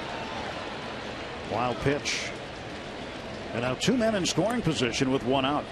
And for whatever reason, it looked like Carlos Martinez decided to get a little cute there, do a little Luis Tiant move as he turned back towards second as he delivered it. And we see this from Molina, and I always marvel at how well Molina picks the ball. You see, he doesn't get down and block the ball traditionally, fundamentally like most catchers would, but has confidence in his hands to pick that ball out of the dirt. Jung Ho not picking up the off-speed pitches from Martinez. Chases a couple, and that's a big out. He had the infield back. He just maybe put a ball in play, ground ball, scores one, but we haven't seen Jung Ho swing at many pitches that far out of the zone. Yeah, that's the definition of a chase right there. Chased it. Not even close to being a strike. Talked about it with the Peralta bat last inning. A curveball that was never in the zone. Well, that looked like a changeup that was never in the zone. Marte to right center field. This one's going to get down and go to the wall. Harrison scores. McCutchen is in on a 2-out, 2-run double for Starling Marte. Marte is 3 for 3, and the Pirates have doubled their total. It's now 4-0. I think Starling missed this RBI position in the lineup, batting 5th. He was struggled the last week or so, and now 2 big hits. Had an RBI single in the first, and now this big 2-out, 2 RBI double into the gap in right center.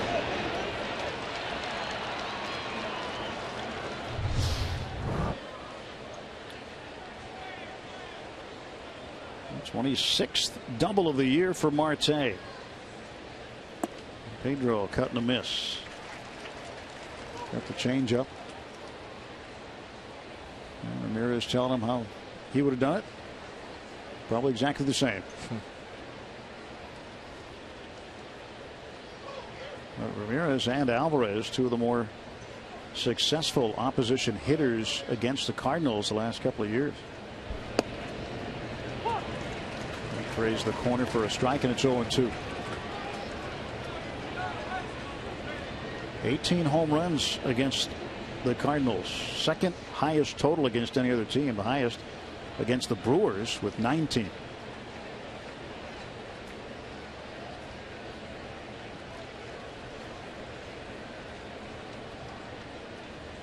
Here comes the 0-2.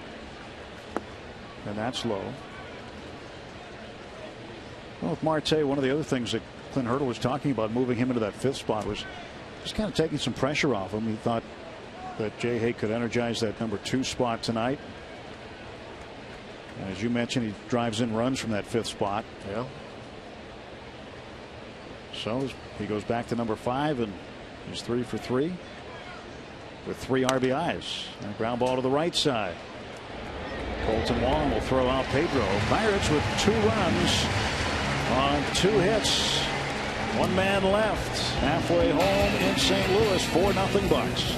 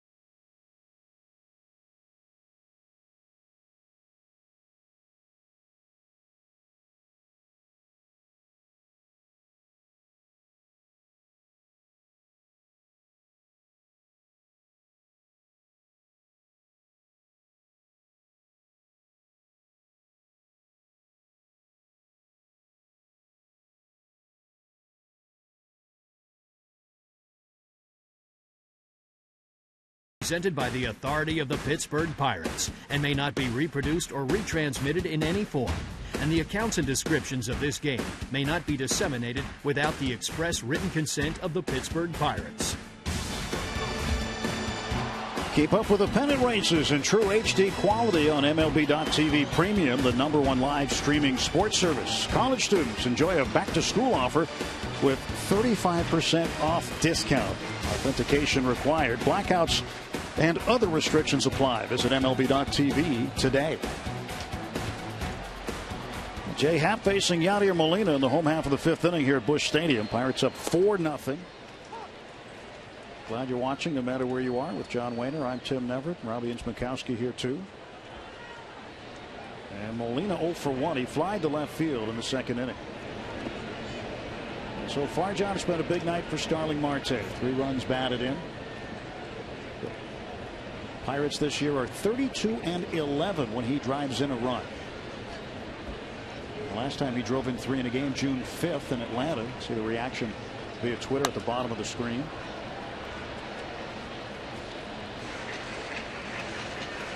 And it's amazing that when he snaps out of a slump, he snaps out of it typically in a big way.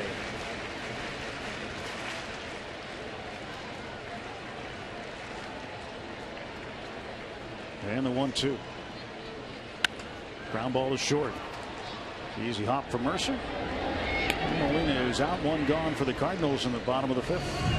Hey, I gotta wish a belated happy anniversary to Sam and Jane Longneck. 50th anniversary just passed, so congrats. It's terrific. Pretty impressive. Well, we have another moment. Happy 95th birthday to Marie Chelbosky from Newcastle. Tuning in tonight. Happy 95th, Marie. Pretty impressive.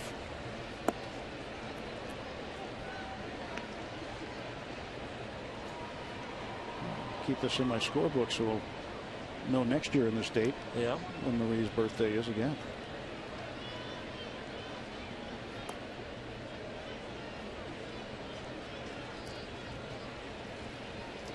Two balls and no strikes to Colton Wong.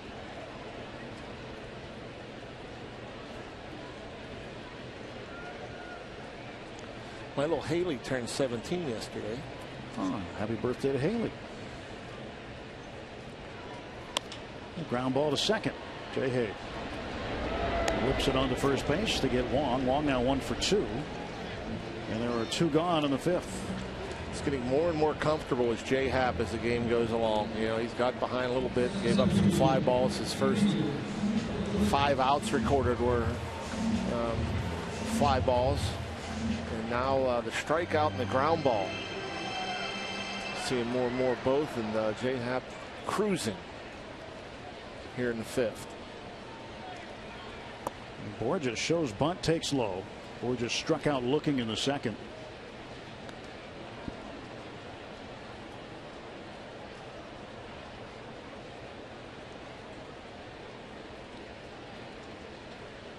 Borges now at 210. Takes a strike, and it's 1-1. Coming into tonight, Pirates left-handed pitchers, both starters and relievers, have limited the Cardinals to a .207 batting average against. 42 for 203, 5 doubles and 4 home runs, and Happ throws that one past Borges for strike 2.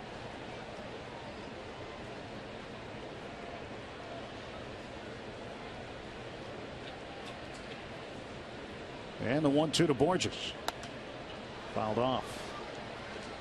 Pretty similar pitch. Just able to stay alive.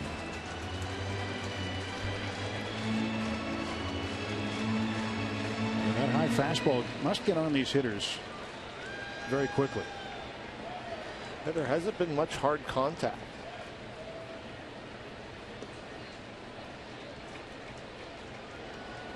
Well, that one didn't quite make the plate. And they'll get a baseball that will. And it's 2 balls and 2 strikes.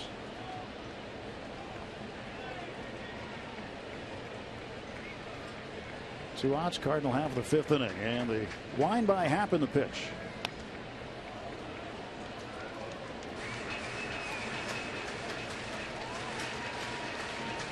Francisco Cervelli wants Happ to throw a strike as he's leading off in the 6th.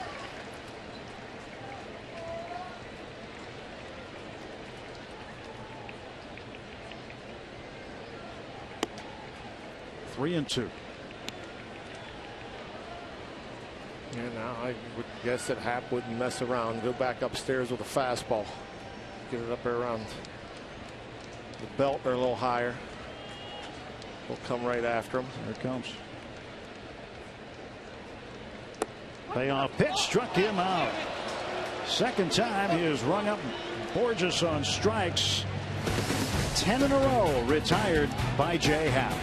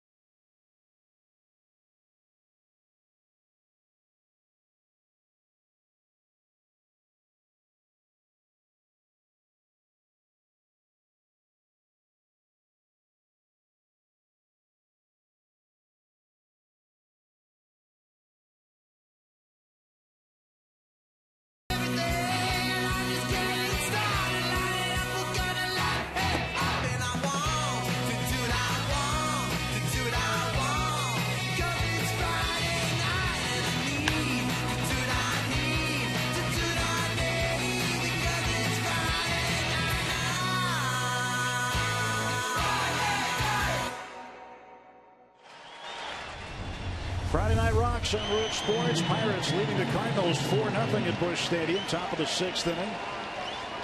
And John Jay takes over in center field, a double switch. He'll bat in the 9th spot in the order. He'll lead off in the bottom of the inning. And Seth Maness comes on to pitch for Carlos Martinez, right-handed ground ball specialist. Maness, 66th appearance of the season. 4-1, 3.69 ERA. Not a whole lot of strikeouts or walks.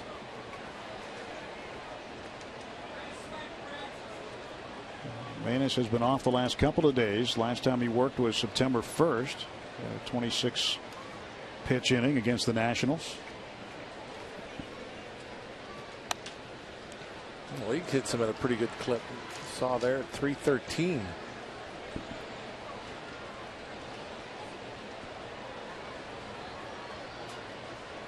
Pirates have hit him pretty well. He's appeared in 8 games against the Bucks in 7 innings. The Pirates have recorded 5 earned runs off of him. That's a 6.43 ERA against the Pirates.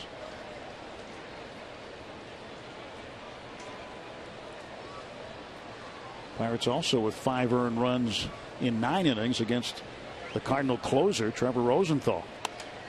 Ground ball to the right side. Long way to go for Moss. Tosses to Maness, and he gets there before Cervelli. What are you doing, Brandon? Second baseman waiting for it. Colt Wong looking at him like, hey, got a man here. Look where Wong is. Okay, that's just run over there and get in front and throw it to a first baseman. But Moss showing some range and a good throw to Maness.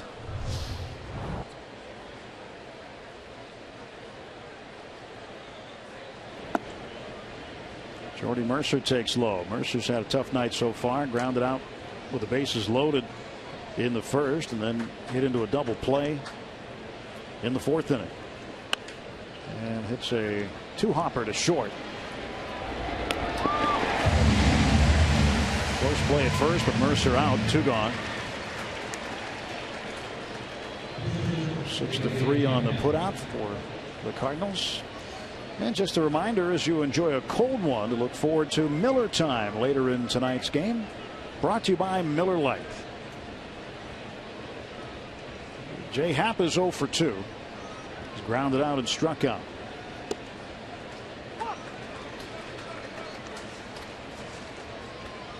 Snack time.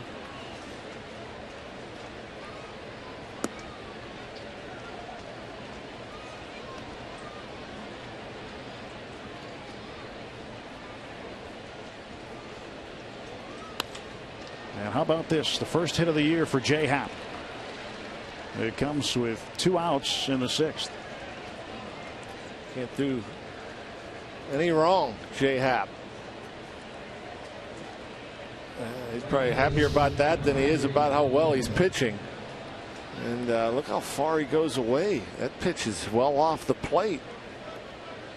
Slaps it. Even like a pitcher that doesn't hit very well, the swing looks pretty when they go the other way. Just looks so nice and effortless.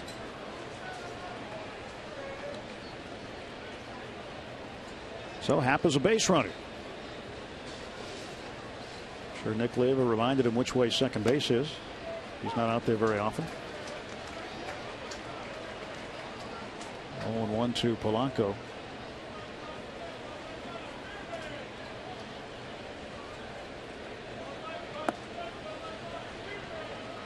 One ball, 1 strike.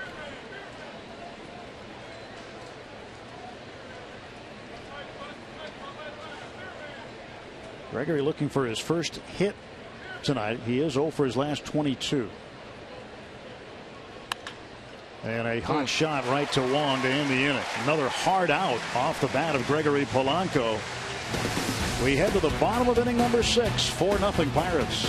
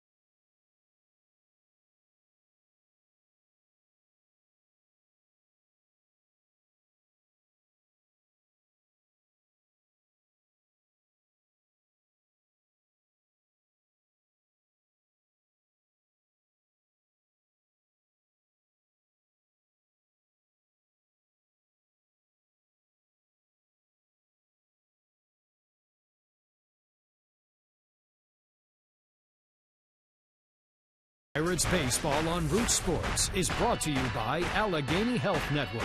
Health for all. By Kenny Ross. Just ask a neighbor.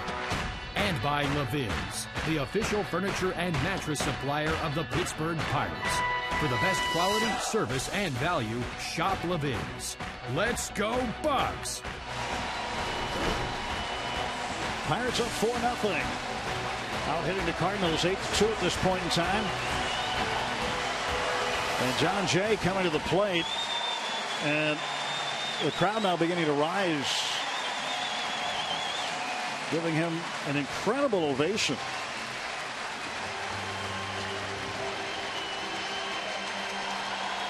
Jay, one of several Cardinals that has suffered with injury this year, and he is back now.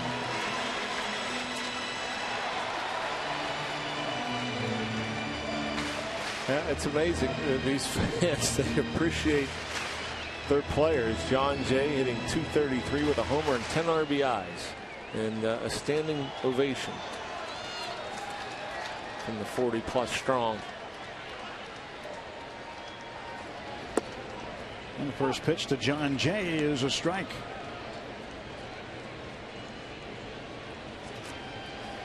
Got a good shot of that. .223 average for Jay, and he takes strike 2.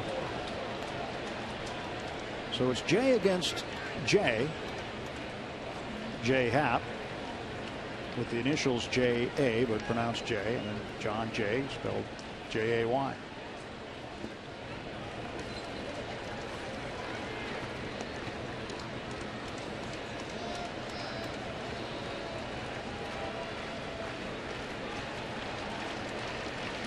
.317 average against the Pirates.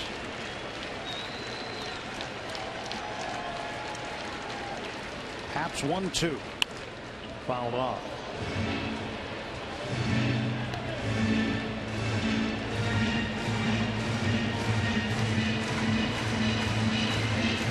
Oh, when Grichuk gets back, they're going to have in Holiday, they're going to just have a load of outfielders. Yeah.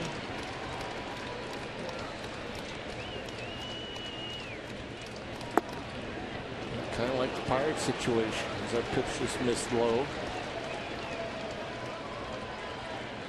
Good problem to have.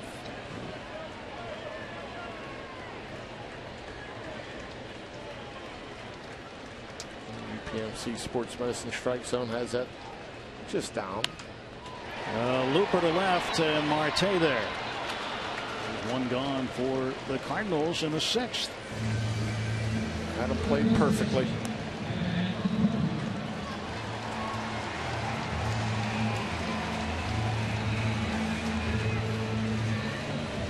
Straight for Jay Happ.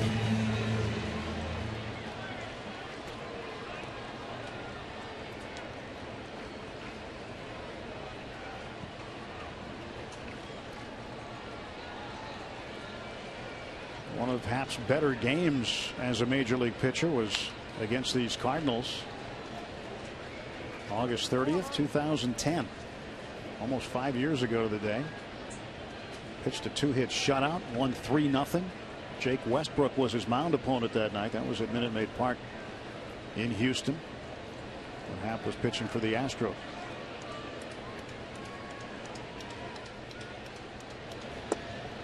Carpenter in the hole 0-2.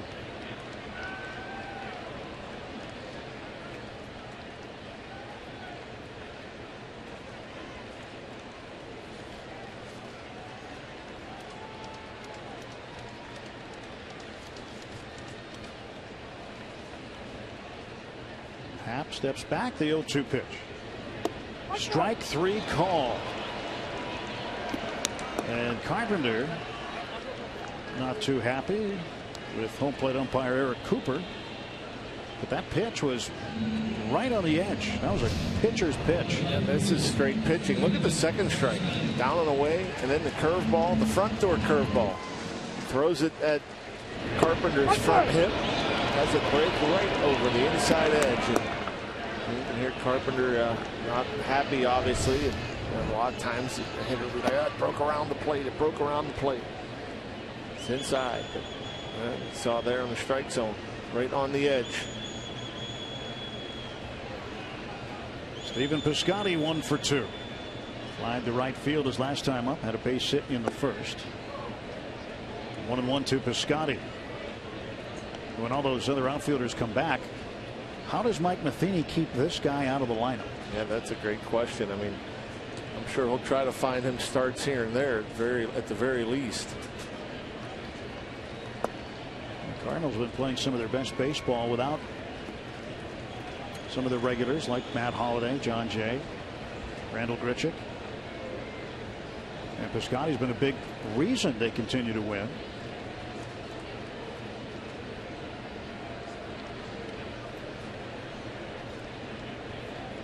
2-1 pitch from Happ. Strike. Another good pitch, good location.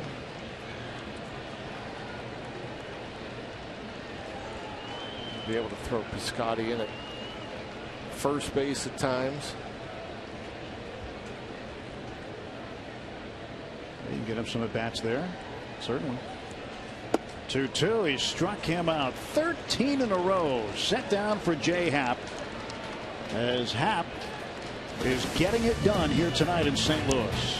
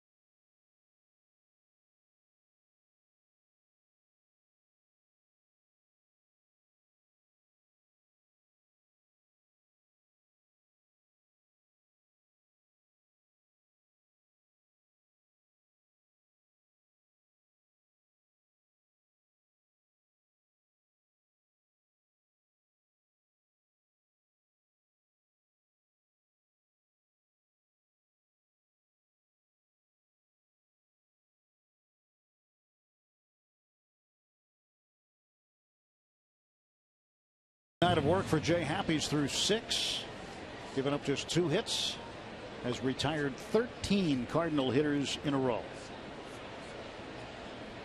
Cardinals have not had a base runner since the 2nd inning. It's impressive.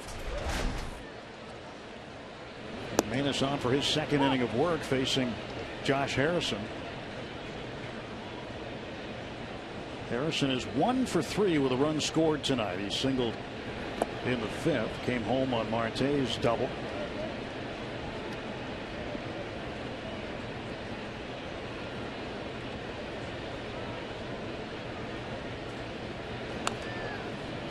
Harrison facing one of the most used pitchers in baseball. Manus with his 66th appearance tonight. In fact, 4 of the top 5 relievers in terms of appearances are here in this ballpark tonight. Bouncer over the mound. Wong charging. 1 out.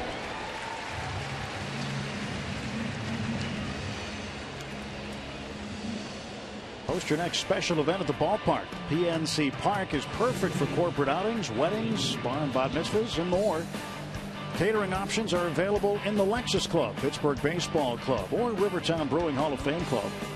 For more information, 1-800-BUY-BUCKS or pirates.com/PNC Park events. 1 out. Andrew McCutchen fouls the first pitch back. We're talking about those relievers, Rock.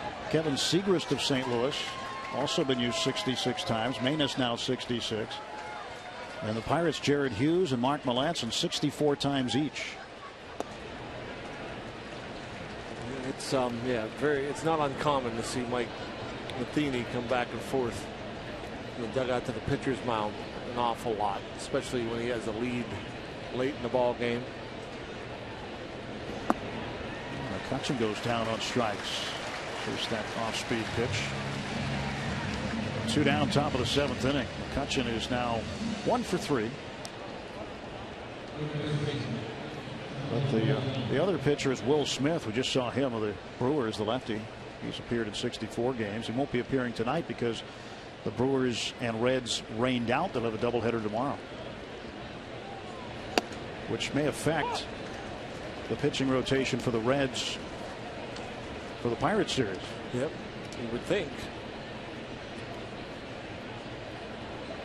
Well, it looks like there'll be a different pitcher on Wednesday in the Monday afternoon game for Labor Day, and Tuesday, Wednesday night against the Reds before heading home to take on the Brewers for 4. 1-2 to Jung Ho. Let's see where these pitches are. They're not strikes, but called strikes, and they frustrated Jung Ho. Chases that pitch and strikes out for the 3rd time. Pirates done in order in the top of the 7th. Stretch time in St. Louis. Pirates up 4-0.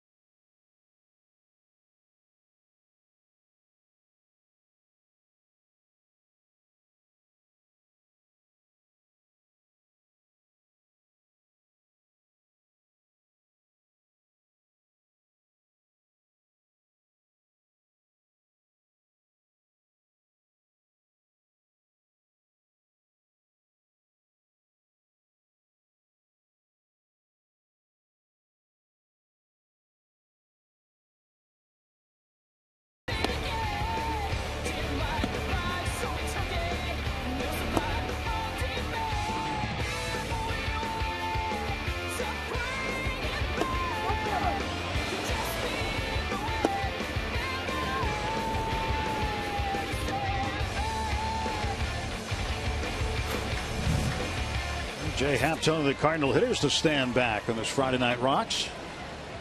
Jay Happ has been absolutely terrific tonight. UPMC scoreboard shows the Pirates in front 4-0. To go to the bottom of the 7th inning, Jason Hayward takes strike 1. Hayward 0 for 2. Sean Rodriguez out at first base now as we enter the bottom of the 7th. 0-1 pitch. And Hayward lines it right to Jung Ho. That's 14 in a row for Jay Happ. And let's go back to Rob King in Pittsburgh for the State Farm game break.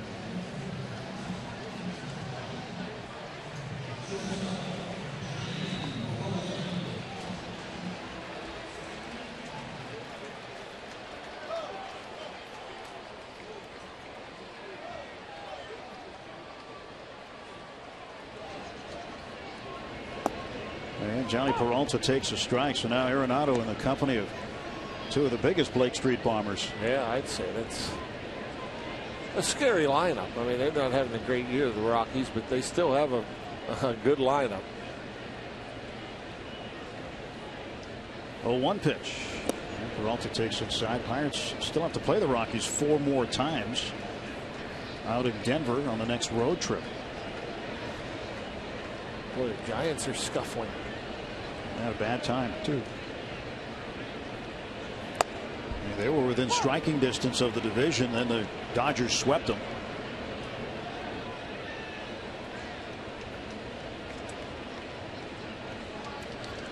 Do we need to bring winter gear in Denver at the end of September? No, it's nice. Still summer there. 1-2 pitch. Popped up. That will head toward the seats and ultimately get there. But I wouldn't be surprised if Denver has seen in their history snow in September. They've definitely seen it in May. Yeah. April and May. They get more snow there in May than they do in February.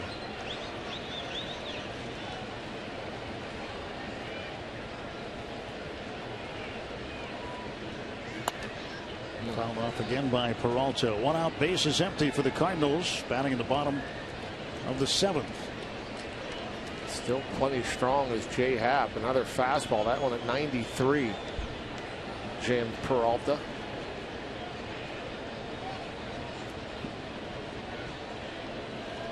There's the 1-2 on the way. That's in the dirt. Well, Clint Hurdle has to look at Jay Happ now, I think, John, and got to wonder about the postseason situation in terms of starting pitching. Lately, Happ's been one of your most effective guys. If he continues to pitch like this through the month of September, he's your third guy. I mean, he sits right in that third spot. 2-2.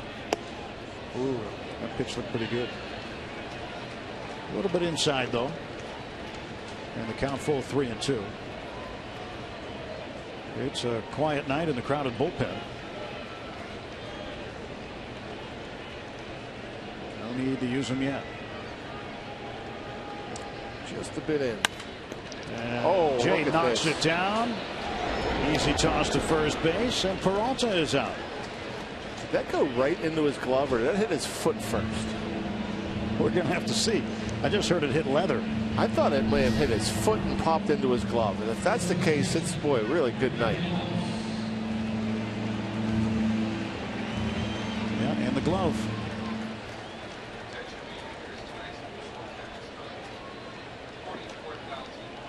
Wow, that's really good. He had a man behind him. But still, a nice play.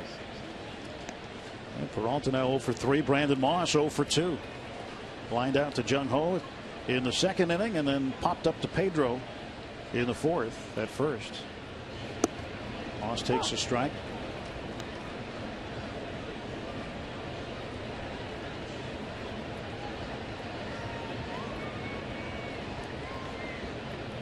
Two outs, base is empty. Pitch to Moss is low.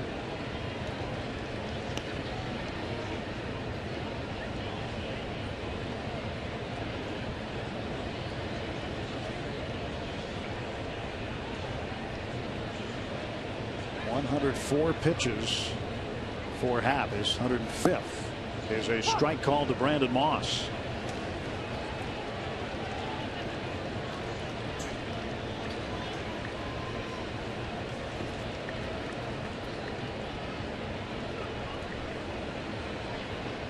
Two. Moss, a base hit, and that ends a streak of 15 straight Cardinals retired. It's just the 3rd hit of the night for St. Louis. Oh boy, what a run for Jay Happ. 15 in a row. Yeah, not having to pitch from the stretch since the 2nd.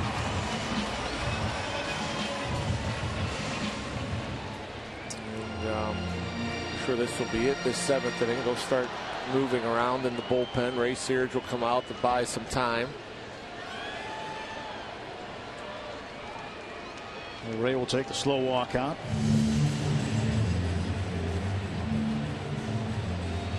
Well, from what we've seen, Happ progressively continues to get better. And, you know, the game. You go back to that game in New York against the Mets. Yeah. You say, okay, that was a nice game, but then he has another one, and now he's having a really good one here tonight. Yeah, I mean, and to me, it's just been the location, the aggressiveness, and with the fastball. You know, his first start, I mean, he was a little wild and all over the place, and threw a bunch of pitches. Only went 4 1/3, but yeah, like you said, they've gotten better and better. And this here, his 6th start with the Bucks, his best. Joakim Soria loosening up now for the Pirates.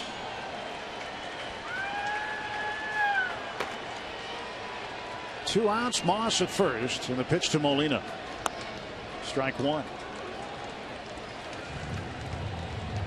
Molina's 0 for 2 tonight.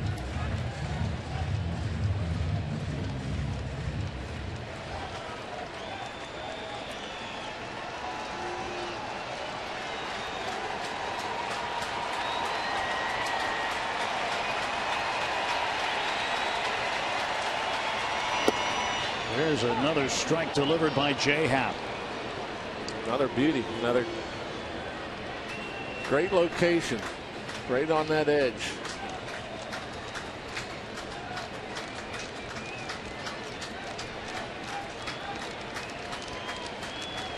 Oh, and 2 to Molina. Blocked by Cervelli. Moss stays at first.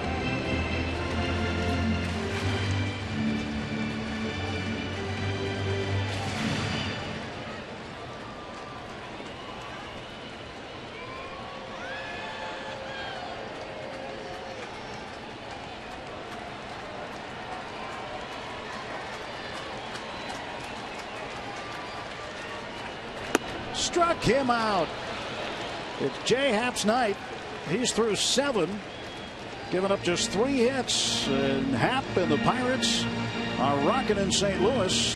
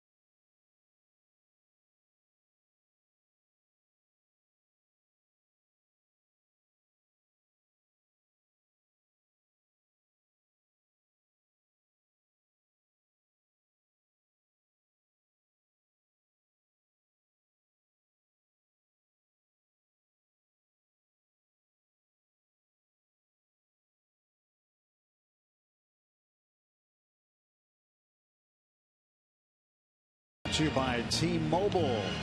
Megan Resnick, the superhero son, with a foul ball. Starling Marte signed that ball for him. That was at PNC Park. And I don't know if that young man has stopped smiling yet. Marte will lead off in the top of the 8th inning. J. Happ. Wow. Yeah, that was some kind of impressive. I mean, just absolute domination. 7 innings, 3 hits, no runs, no walks, 8 strikeouts. And Francisco Cervelli congratulating him. And you know, Jay will say that Cervelli called a good game. Pitchers like to give the catchers credit, and they deserve some credit, certainly. Deserve a lot of the credit. They're not throwing the ball, but they're calling for him. New pitcher for the Cardinals, Miguel Sokolovic. And he gets ahead of Marte, 0-2. Got away with that last one. That off-speed pitch was up middle. 23rd appearance, 4-1, 1.48 ERA. Keeps opponents under 200.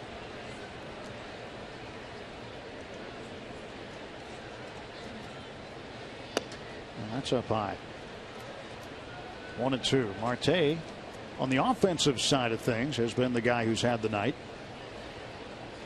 3 hits, 3 runs batted in, 2 singles and a double.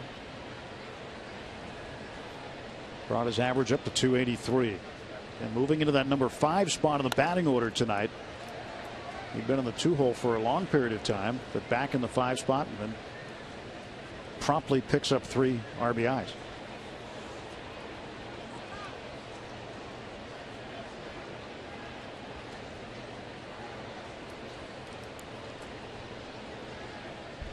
Jeff Branson, Jeff Livesey working all afternoon long with these guys, and trying to keep their confidence up, get them right.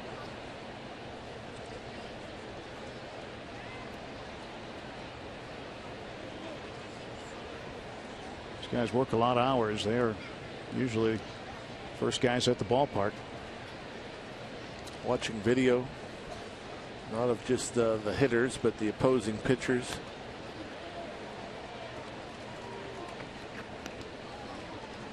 They work inside in the cage. They work outside early work.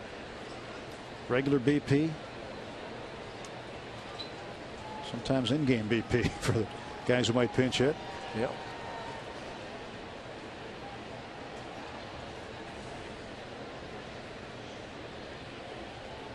Oh, late on that one, and Marte strikes out.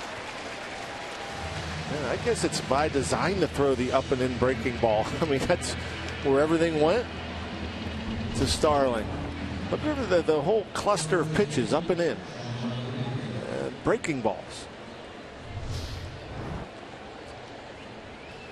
Weird place to throw a breaking ball.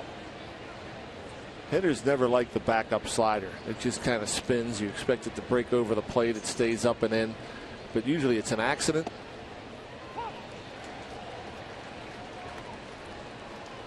Marte talking to Jay Happ. And one more note on Jay Happ's performance, Rock. He's allowed just 1 earned run in his last 4 starts. Yeah. Covering 24 2/3 innings. He gets a call on that one. Another little spinner up and in. And Happ has been outstanding.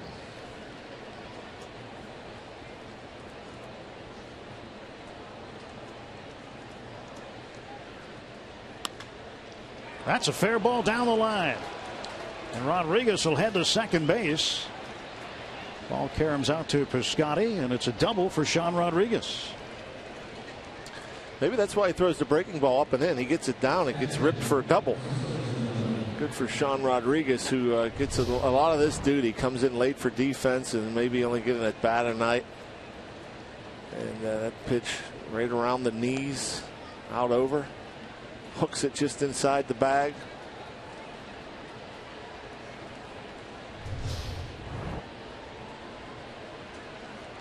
Double number 8 for Sean.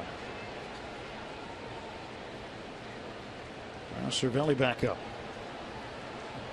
Rick Sofield, third base coach, keeping an eye on Rodriguez. Pirates would love to get him in, and they might get a chance here. As Rodriguez will get waved home, and he will score standing up. An RBI base hit for Cervelli, and the Pirates up 5-0. That's a big run. Why not? Add on. Big run in this park. Cervelli with a pair of hits.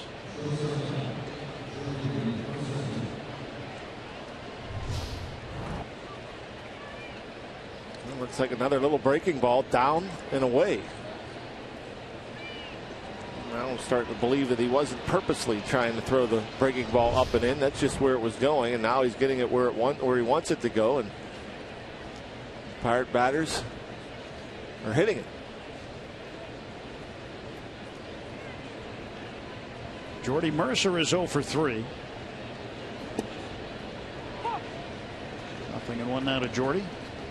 He's hitting .217 against the Cardinals this year. .250 overall.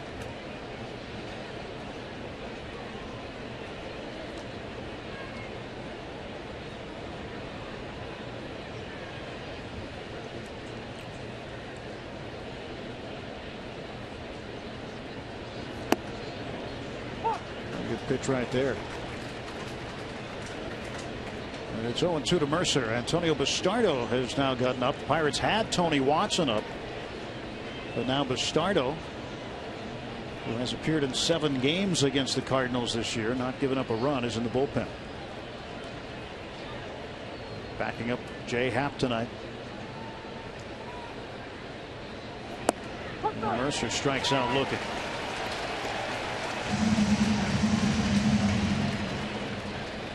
Tough night at the plate for the Pirates shortstop.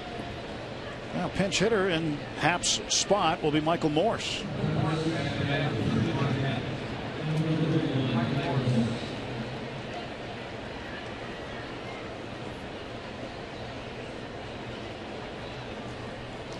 Now for Happ, it's got to be a long wait, isn't it, till the final out? Yeah. For a guy who's out of the ball game now, nothing he can do but watch.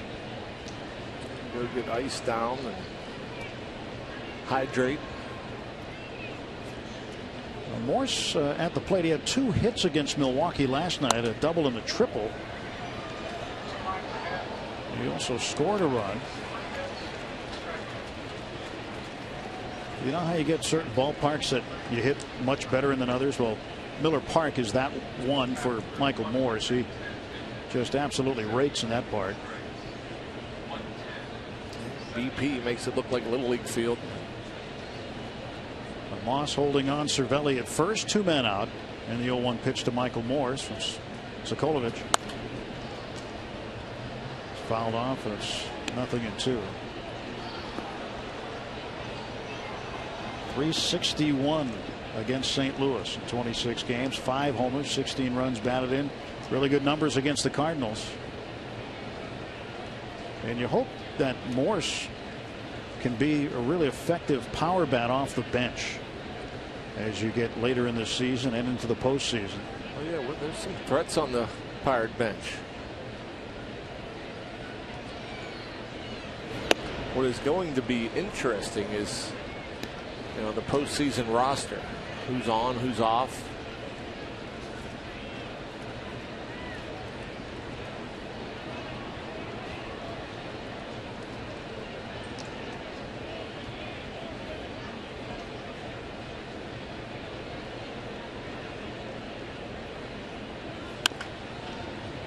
Club foul.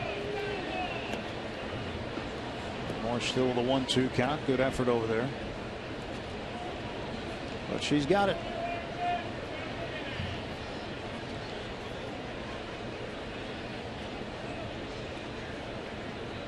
That's a great story to take back to school after the weekend. That's pretty cool.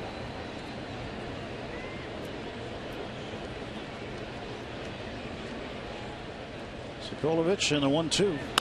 And Morris grounds it through the whole left side of base hit. Cervelli will hold at second base. And Michael Morse is 3 for his last 3. Pinch hitters have done a great job for the Pirates. You know, Morse, Jeff Decker had a couple pinch hits in Milwaukee. Chung Ho Gung last night. Rolls it over, just finds the hole. It's a well-placed grounder.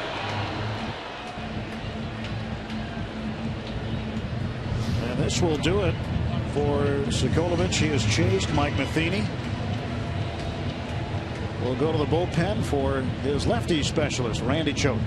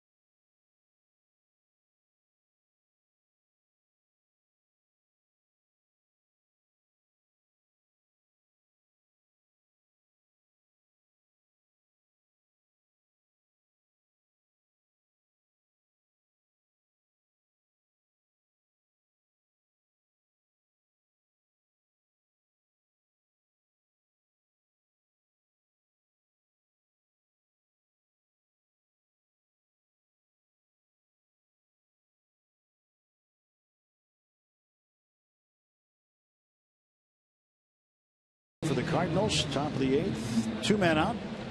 And Gregory Polanco going up there, and he will face Randy Choate, the veteran lefty who pitches against lefties. Yep, he's still around.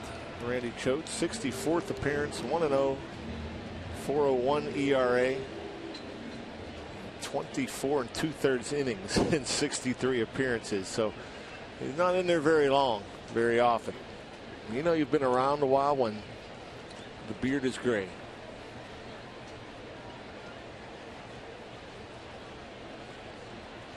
Well, the Cardinals down 5-0, 2 outs in the 8th. Matching up here with 2 on. He wants to get Polanco out. Polanco hasn't had a lot of success against Choate. 1 for 8. Who turns 40 tomorrow. Really? It's his birthday tomorrow. Randy Choate.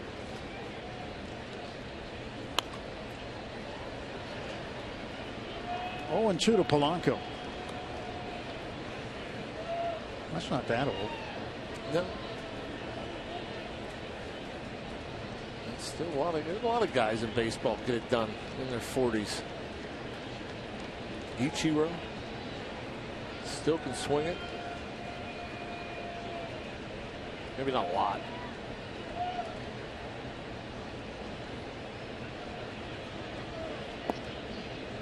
Gregory laid off that pitch.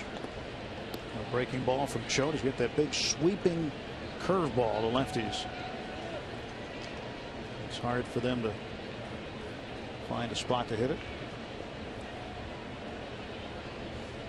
Choate's got the sign now from Molina.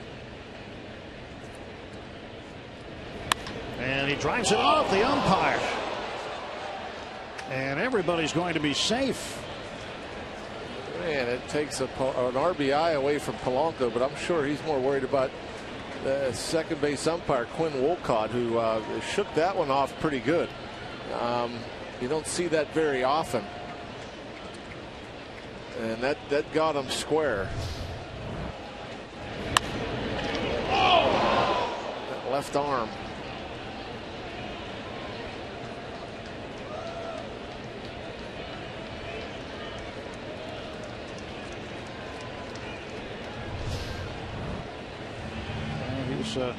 He's okay, but the bases are now loaded, and Mike Matheny makes another pitching change.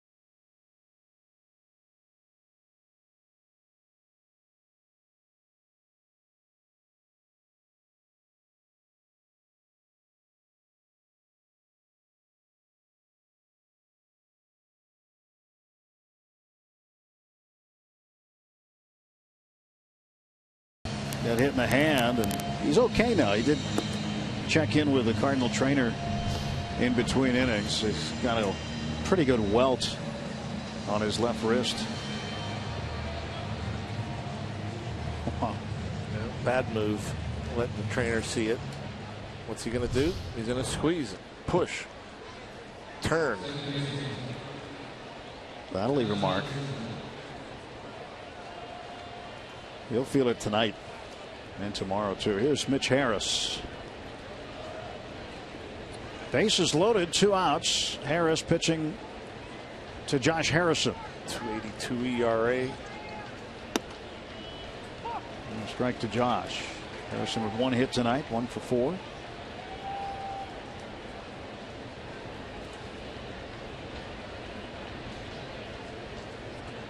Knockout punch.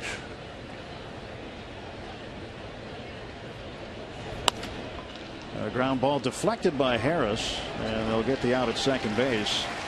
But the Pirates add 1 on 4 hits. One of them hit the up.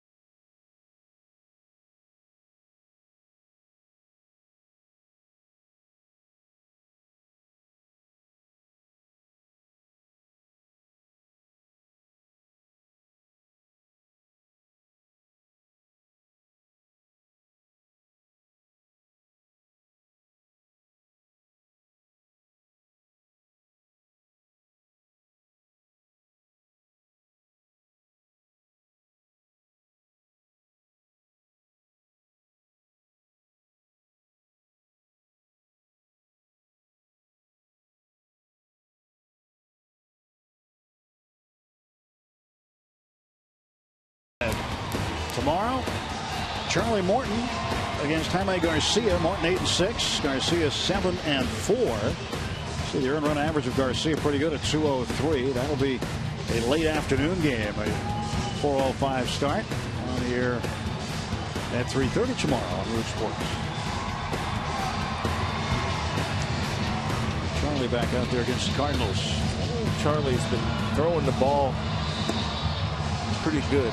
Just running into some bad luck, but commanding the ball, has that big nasty curveball. Quinn Walcott had his wrist wrapped up during the break. We saw the welt on it. It's just going to get bigger as the night goes on, so trying to hold it in there. All right, bottom of the 8th. Colton Wong will lead off, facing Antonio Bastardo. 53rd appearance, 4-1, 3.20 ERA.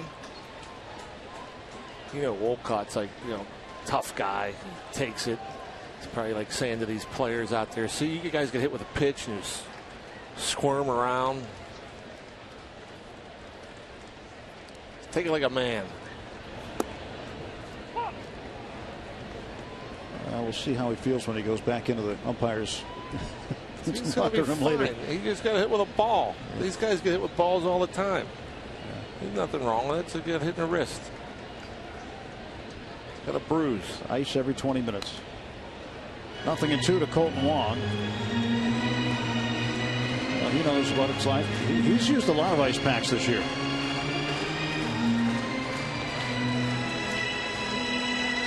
Yeah, catchers take a beating. They're used to it.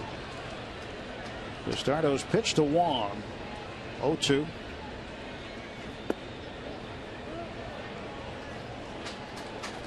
Ryan Blakeney says nope, didn't go.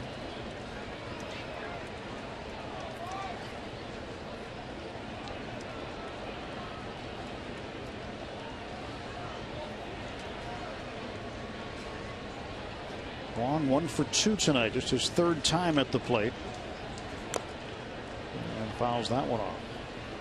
They look back at the last half inning for the Pirates, Rock.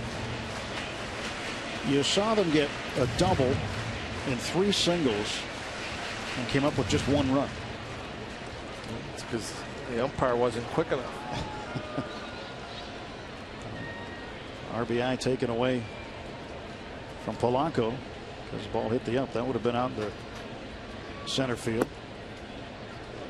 Cervelli more than likely would have scored on that.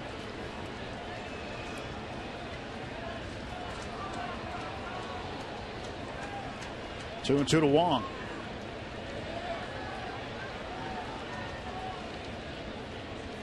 And he strikes out. Foul tip. Cervelli caught it. Wong is now 1 for 3, and there's 1 out in the bottom half of the 8th inning. Well, with the breaking ball. Left it up a bit, but Wong swings underneath it.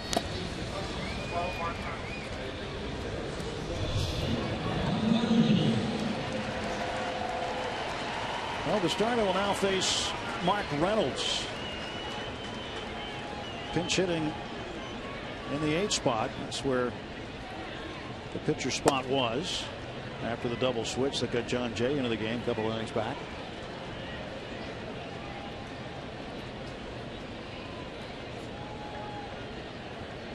Nothing in 1 to Mark Reynolds. He takes in the dirt. 1 ball, 1 strike. Mark Melancon going through his 8th inning routine just in case, but it is not a save situation, so chances are we're not going to see Mark. It's one of those nights you hope we don't see Mark. Well, I was going to say, you know, he may want to get out there. He hasn't pitched in a while. It's been about a week. 29th of August was his last outing. So we may see. He had 16 pitches on the 29th. That was against the Rockies. Picked up his 43rd save that night.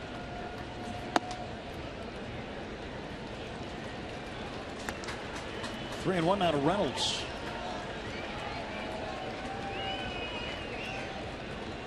Reynolds pinch hitting for the Cardinals in the 8th. Melancon stretching. Tostardo's 3-1 delivery. And it's a ground ball through the shift into left center field, a base hit.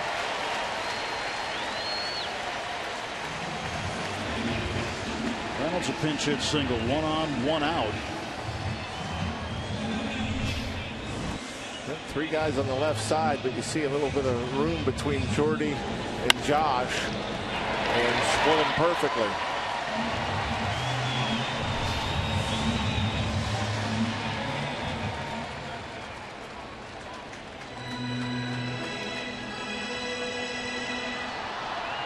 Second time up for John Jay. First time in the 6th. He flying to left field.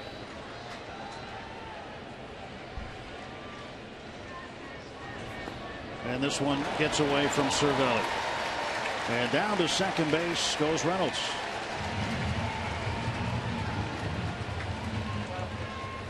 Wild pitch charge to Bastardo.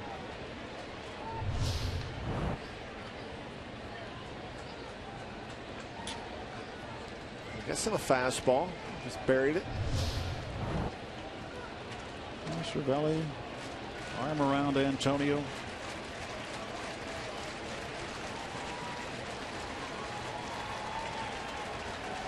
What's he probably telling him? Just relax. Throw it to the glove. Don't worry about being too fine. Make them swing the bat.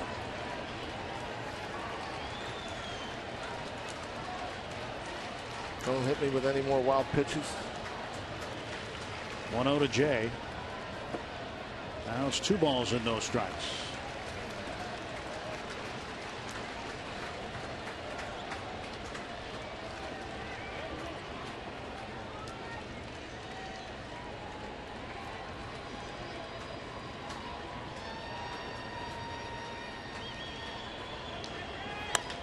And a bouncer to short. Mercer will take the out at first. And 2 gone. Trust the stuff. Throw it in there. Let them put it in play. Jay gets Reynolds over to third base. And Matt Carpenter will come up and face Bastardo.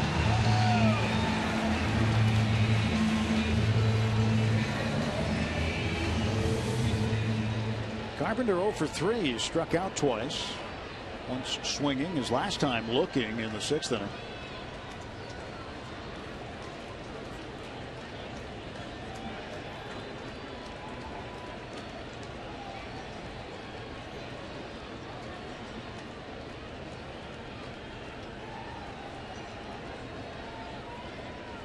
And a pitch coming to Carpenter. Looks at it inside. Pirates 5 runs on 12 hits. Cardinals 4 hits. 3 of those 4 off Jay Happ over 7 innings. Fred Bird taking some time out for selfies tonight.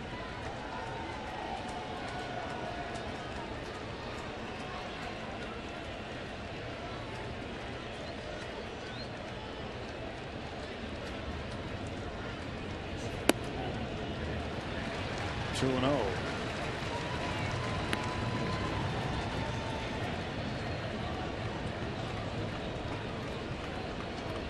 Carpenter typically make you throw strikes.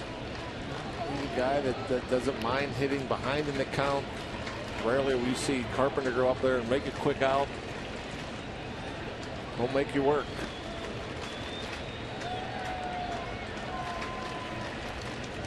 Two 2-0 to Carpenter. 3-0. Bastardo pitched yesterday in Milwaukee, pitched a scoreless inning, gave up just a hit.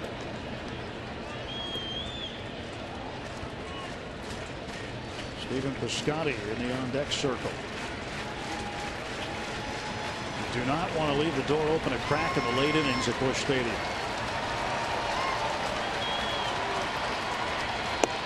Strike to Carpenter.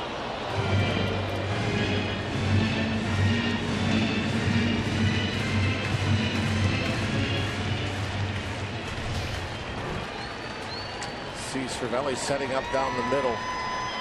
Ends up coming in on that inside corner.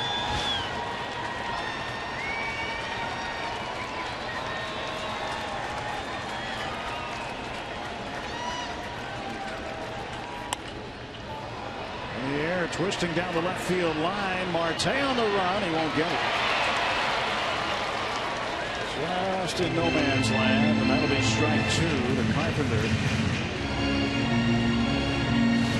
And if Marte can't get it, not too many people are going to. The speed he has. Yeah, Mercer was playing towards the middle, so no chance. Marte runs as well as anybody. Still alive, Carpenter. You kind of expect a long at bat. You know, with Bastardo, not the quickest guy on the mound. Carpenter sees a bunch of pitches. Tony Watson up in the bullpen again for the Pirates. 2 outs and a full count to Matt Carpenter.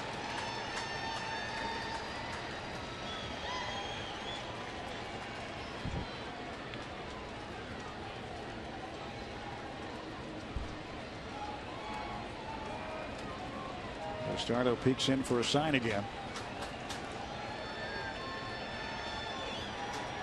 And now the payoff pitch.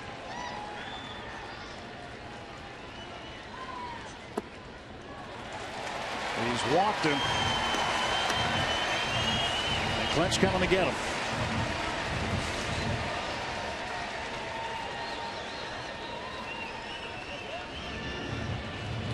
Bastardo gets 2 outs, gives up a hit and a walk. And with runners at first and third and 2 down, Tony Watson is summoned from the Pirates bullpen. Watson will try to finish up this inning. 5-0 Pirates, bottom of the 8th.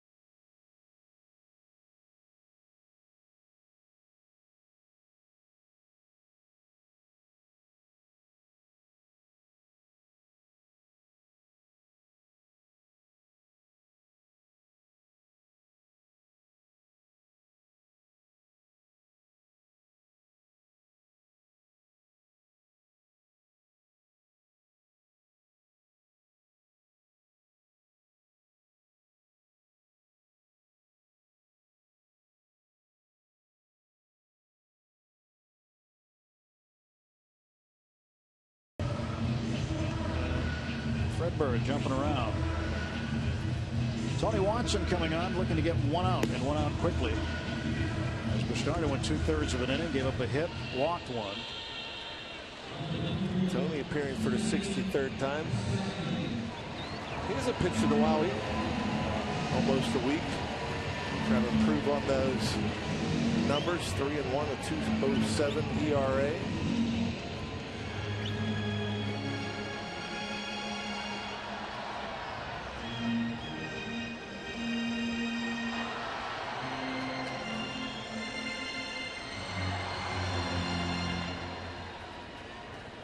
Here's Piscotty, 1 for 3. And he takes up high.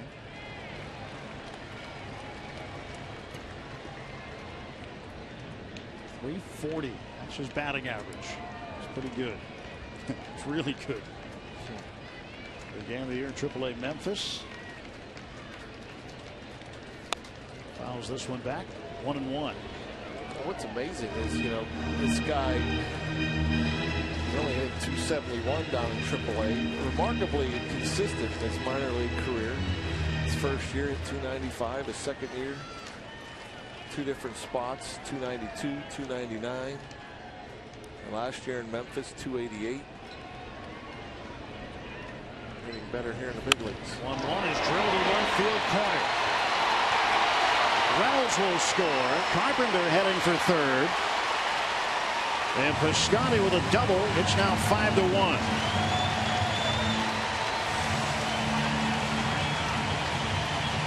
Watson allowing an inherited runner to score. That's the first run, earned or otherwise, that Bastardo has given up this year against the Cardinals.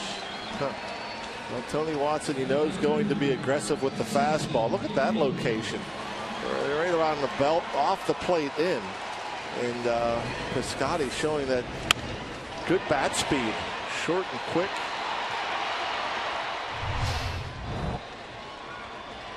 It's a 4-run game.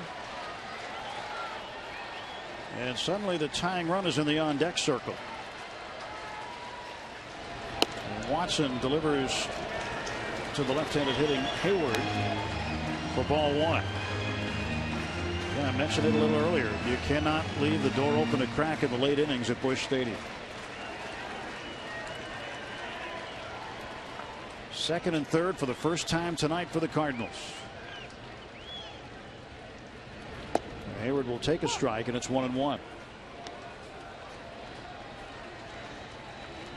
And Walcott, wrap on his left wrist after taking that line drive off the bat of Gregory Polanco that would have produced another run, you'd think.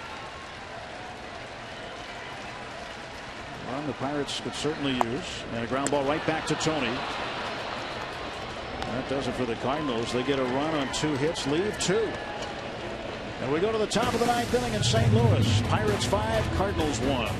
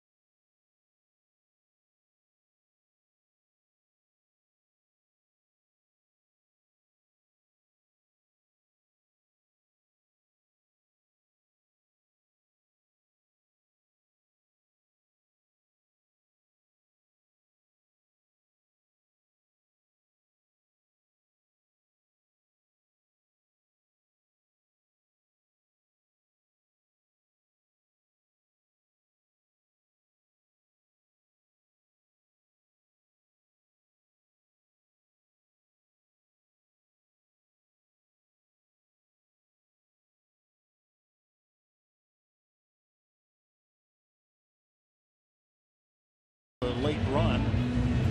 Pirates with 2 in the first, 2 in the fifth, 1 in the eighth, leading 5-1. Villanueva making his 31st appearance for St. Louis. More or less their long man, 53 in the third innings. Over his first 30, 47 strikeouts. Pretty good number considering not really a power guy, kind of a crafty type. Fastball averages below 90 miles an hour.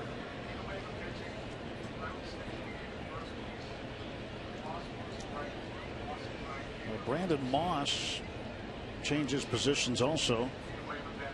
Get you caught up on the Cardinal defense, but Tony Watson came in, gave up the double to Biscotti, then got Hayward out.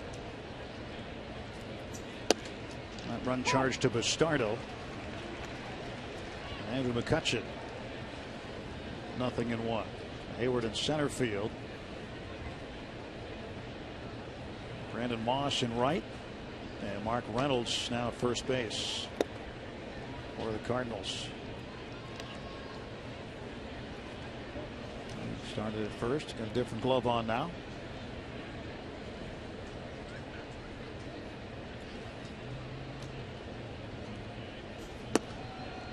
One and two to Kutch. Talking about it again. You know, a fastball at 89. You see Reynolds over at first base, and he gets it by Andrew McCutchen somehow. And again, Martinez was throwing 99, and he couldn't get a swing and a miss.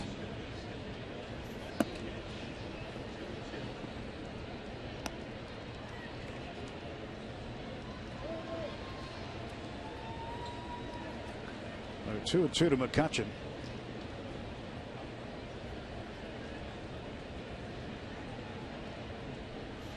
And Kutch grounds it toward the left side. And no chance for Peralta there. That's another base hit for Andrew. Second hit of the night. And a leadoff single in the 9th inning. Took way too long to get rid of it. If you catch it and get rid of it all at once, maybe. But Andrew McCutchen going hard down the line, looking fine, assuming there's no issues with that Achilles.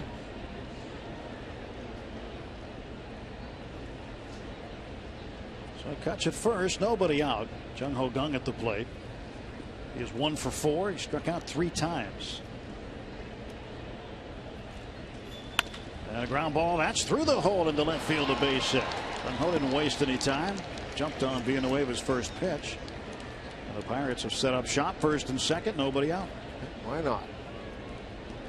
Powell on here a little bit. That's 14th hit for the Pirates here tonight. And not a lot of them have been hard. And then we've had our share of these where you just find a hole like Andrews.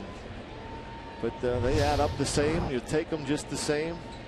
Marte could have a big night here if he can hit another gap. He is 3 for 4 with 3 runs batted in.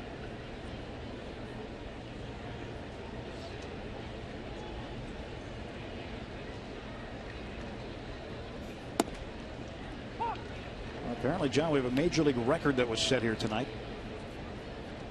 Yes. Jennifer Langosh of MLB.com, who used to cover the Pirates, she now covers the Cardinals, reporting a record was set by Randy Choate tonight. The 0-1. It's fouled back. It was the 18th time this year that Choate has appeared in a game and not retired a batter. That is a new major league record. That is a great note. That's why you see so many appearances and so few innings pitched. He came in and pitched to Polanco in the 8th inning. Polanco had a base hit. That's the one that hit the umpire, Quinn Walcott.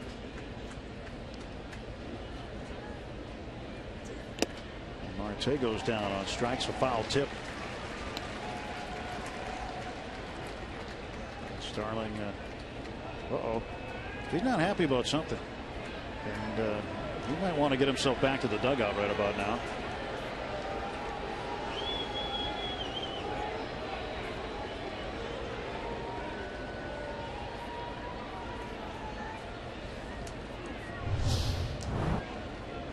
See the first 2 pitches in the strike zone, this one as well.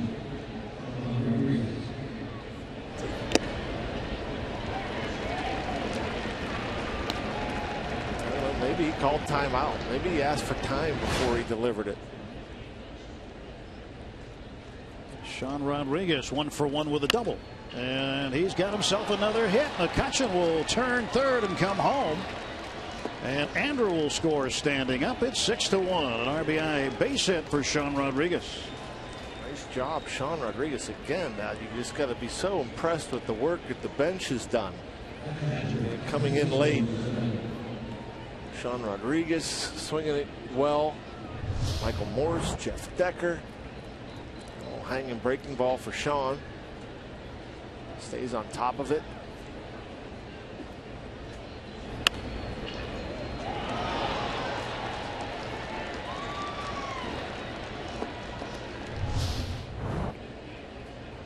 Pirates have had an aggressive approach against Villanueva. Seeing a good pitch early and taking a swing.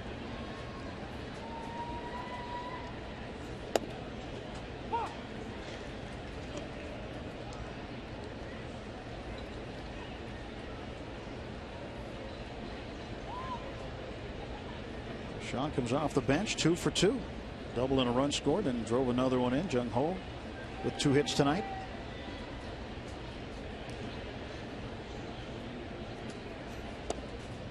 A strike delivered to Cervelli.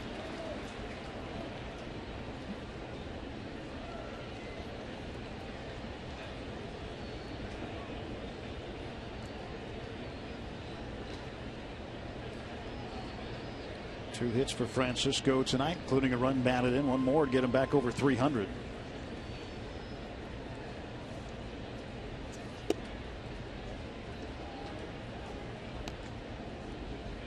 Jared Hughes loosening up for the Pirates.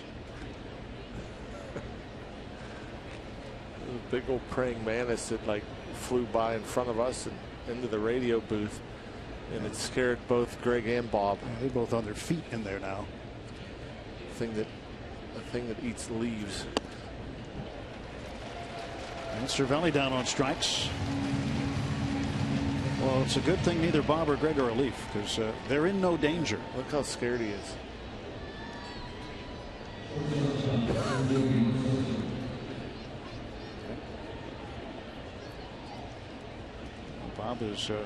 Bob's being brave right now.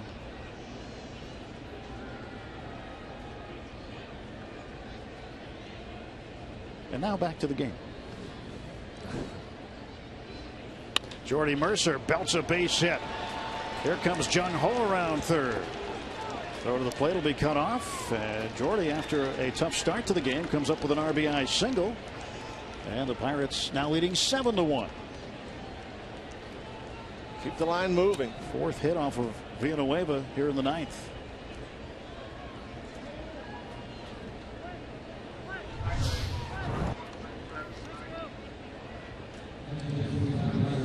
Middle pitch. Nice. Fastball right down the middle.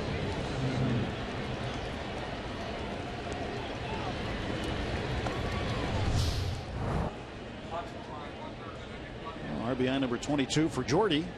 And the Pirates will send up a pinch hitter in the 9 spot. Yeah, Greg's got to document it. Make sure the lens is clean first. Get a good picture. Travis Snyder would set a pitch down at him. Yeah, Greg could lean out the window and take a selfie with that praying mantis. Sure. I mean, they might as well. If they put their hand out, I bet it would just crawl right up into their palms. They're harmless.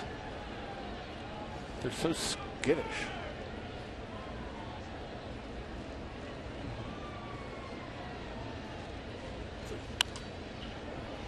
One ball, one strike now to Snyder. Seems like it's been about a year since Snyder's had a hit for the Bucks. A good time to drive one into the gap.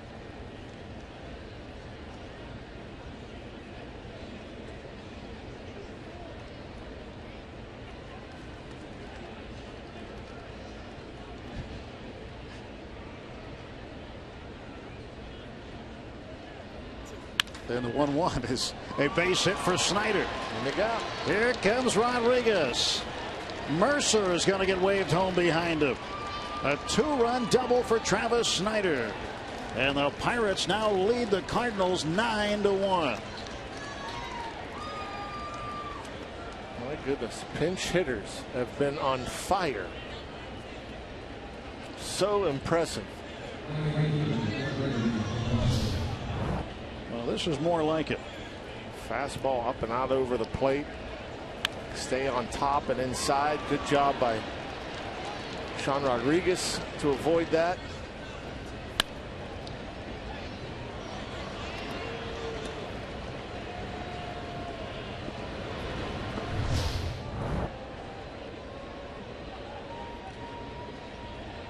So Travis Snyder, good to see him back. He can help the Pirates off the bench. He understands the role. Chatted with him about it the other day. He really wanted to come back to the National League, realizing that in the American League, if you weren't in the lineup, chances were you weren't getting in that night due to the designated hitter. And so there were a lot of nights he didn't get in. So he thought if he came back to a National League club, especially the Pirates, he'd have a chance to get in every now and then. Help the team with a swing of the bat like he has here tonight. Impressive stuff.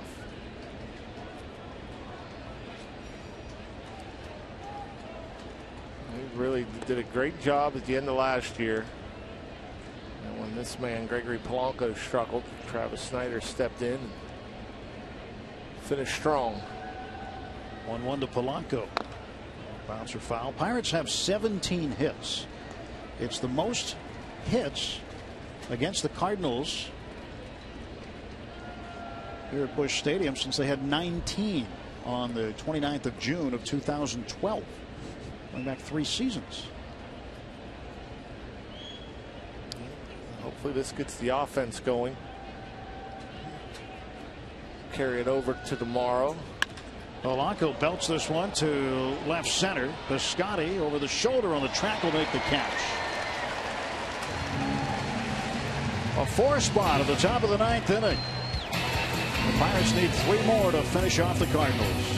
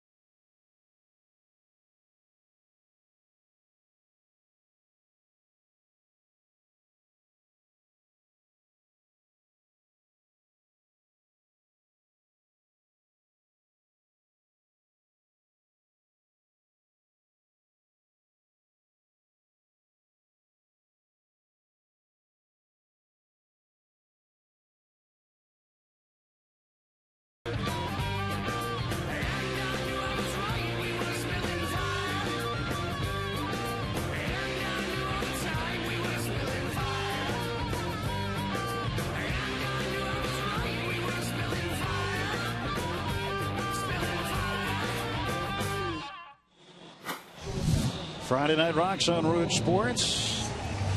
Great shots given to us tonight by the Allegheny Health Network Super Mo. Good part of this story. 9 runs, 17 hits. Pirates leading the Cardinals 9-1. Well, she was rooting for the right side tonight. Indeed. Not many folks stuck around here to watch the conclusion of this one. Jeff Decker takes over for McCutchen in center field. And Chris Stewart behind the plate. Tonight was the 31st sellout crowd this season for the Cardinals. 44,000 plus here tonight. Here are the numbers on Jared Hughes. 2-1, 2.34 in ERA. Another good season for Jared.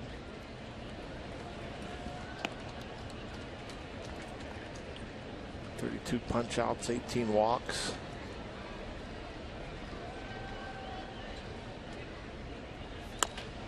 Bouncer to the left side. Jung Ho will handle it.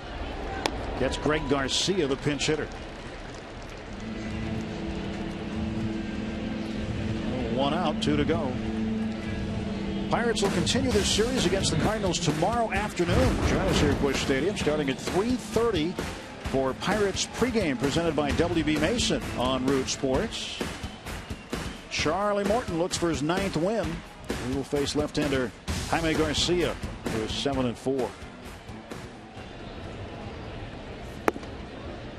Brandon Moss now in right field takes ball 1. Cardinals came into this game, John, with the top run differential in the National League, plus 142. They have outscored their opponents, but they have been well on the wrong side of that tonight. Right side for the Pirates. And Sean Rodriguez tried to flip it with the glove to Hughes. It didn't work out, and the Cardinals with a base runner. And when you're swinging a hot bat like Brandon Moss is, it seems you get those types of hits.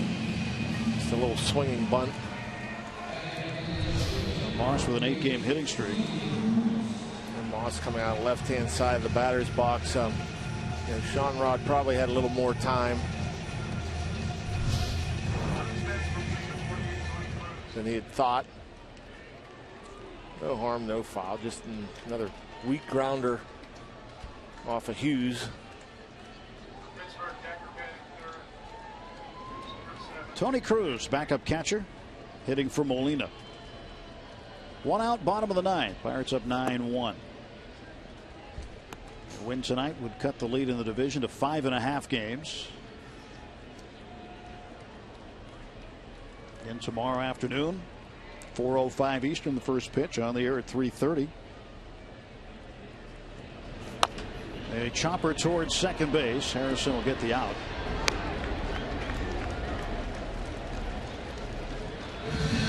Two men out. Moss at second base.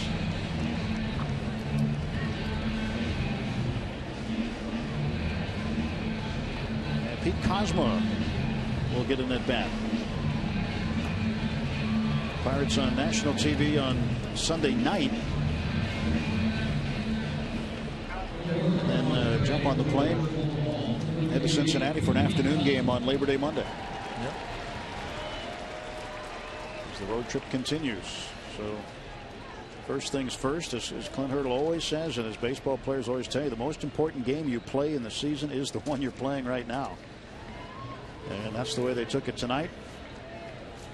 Pirates 1 out away from ending a 4-game losing skid. And cutting into that Cardinal lead in the division.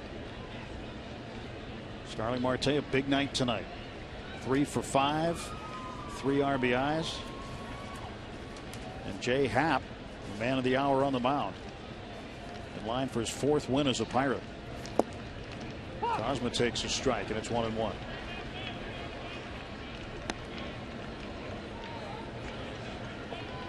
Also with a win, John, the Pirates would even the series on the season with the Cardinals at 7 apiece. 7 wins, 7 losses, but the Pirates will have outscored them 62-53 if it ends the way it is now. Now, there's been some big, well, now the last 2 against the Cardinals been kind of one-sided. 10-5. Last time we were here, the Pirates won.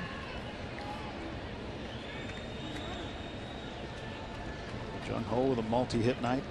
Seems like most everybody in the lineup had a multi-hit game. Kozma bounces it foul. And the Cardinals down to their last strike tonight. Jared Hughes has been very tough on these Cardinals. Just a 1.93 ERA against them in 8 appearances. this year.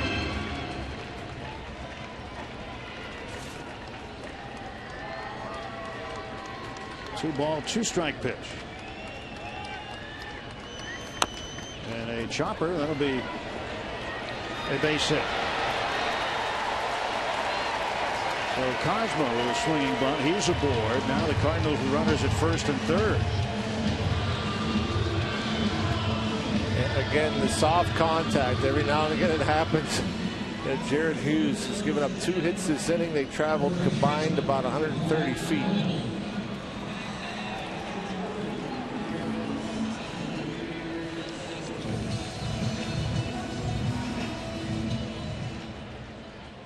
Moss at third base. Cosmo at first. 2 out. Bottom of the 9th.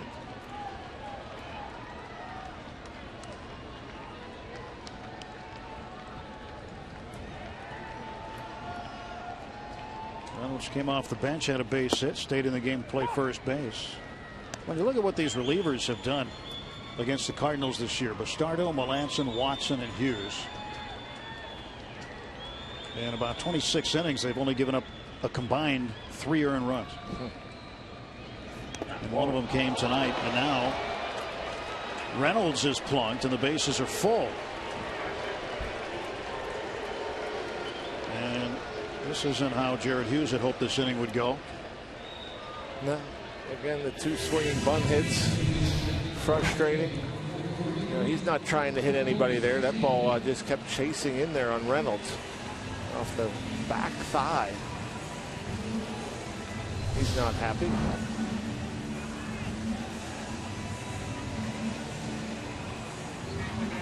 So the base is loaded for the first time in the game. Mike Matheny will send up another pinch hitter, a backup catcher, Cody Stanley.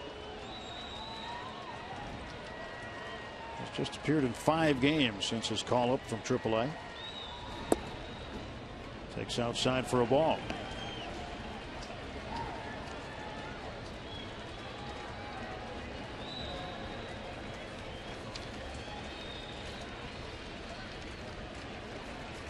One 0 pitch to Stanley from Hughes.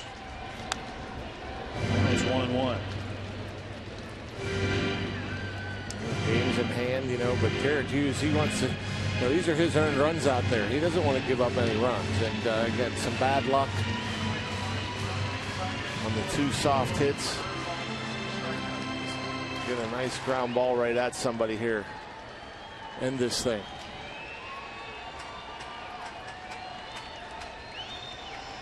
Here comes the 1-1. Now it's 1-2, and the Cardinals down to the last strike again. Jared wants to just put this ball game away right now.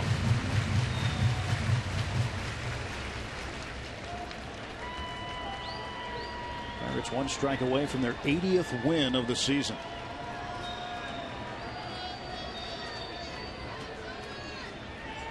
The 1-2. And a base hit. This is going to get 2 runs in. Moss and Cosmo both come in. Cody Stanley, a pinch hit single, scores 2, and it's 9-3.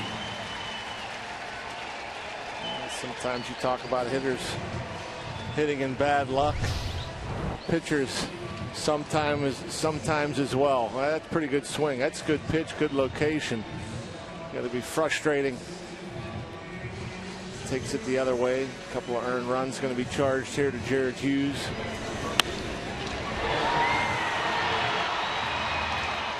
And that's going to get the bullpen activated. Ray Searage goes out and has a word with him. So Cody Stanley, his first ever hit against the Pirates.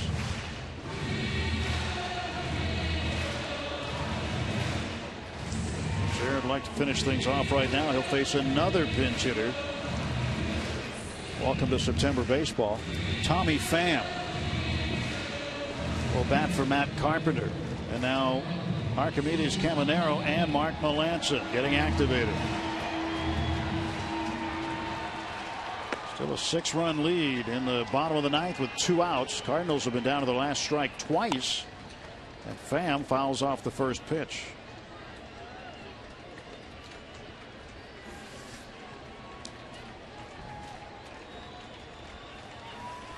Pham's hitting 2 straight.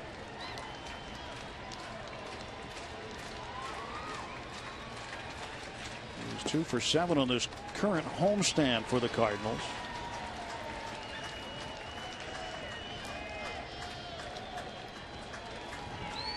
Called up from Memphis on the 17th of August when Grichuk went on the DL. 1-1 pitch to Pham. And he takes a strike. And for the 3rd time, the Cardinals are down to their last strike. 3rd time could be a charm here for Jared Hughes as he just tries to finish him off.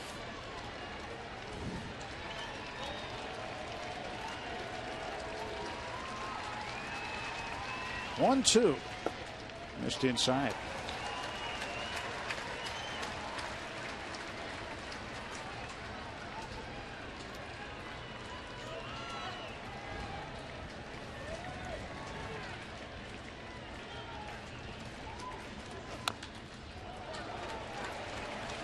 Jarrett still has to get one more.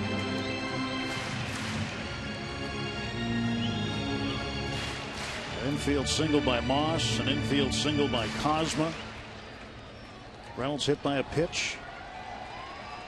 And then a 2-run single by Stanley. 2-ball, 2-strike pitch to Tommy Pham. Keep running that sinker in there on under the hands. Pham barely staying alive.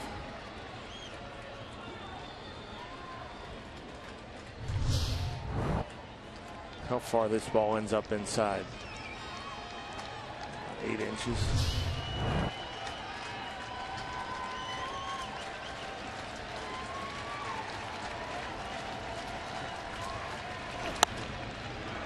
Pham continues to battle Jared Hughes. The Cardinals just won't stop tonight. 25 pitches, working much harder than he wanted to. And again, a couple of weak little grounders. 8th pitch of the at bat coming up. Hope Pham doesn't hit one of those grounders to the right side. 2-2 again, chop foul. Yeah, it looks like he's in pretty much pull mode. And the Pirates are holding the runner on at first, Sean Rodriguez. Despite the score at 9-3.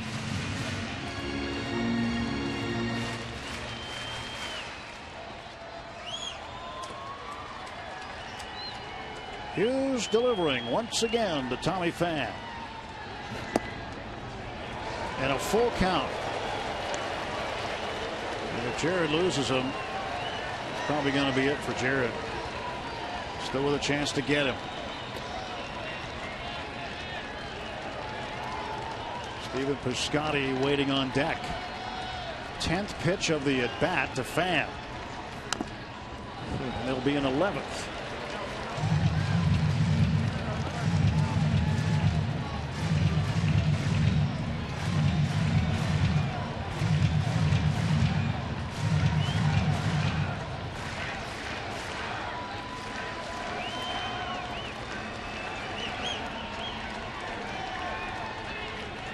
Payoff pitch. Runner goes from first. And guess what? It's got to be getting frustrating for Jared Hughes.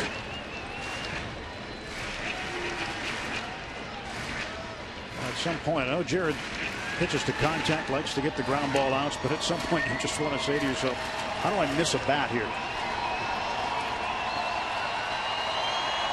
Even elevated the last one a bit, thinking maybe he could put it in play. The payoff once again, the 3-2. And a ground ball to short. Mercer throws to first, and that finally is your ball game. Maybe. Well, Matheny's up on the top step of the dugout, and he wants his guys to look at it. The player's not leaving the field. Being the 3rd out of the inning, he's got 30 seconds to decide. He's well into that right now. Umpires don't necessarily enforce that 30-second rule. Matheny's going to challenge, it looks like. So this game may not be over.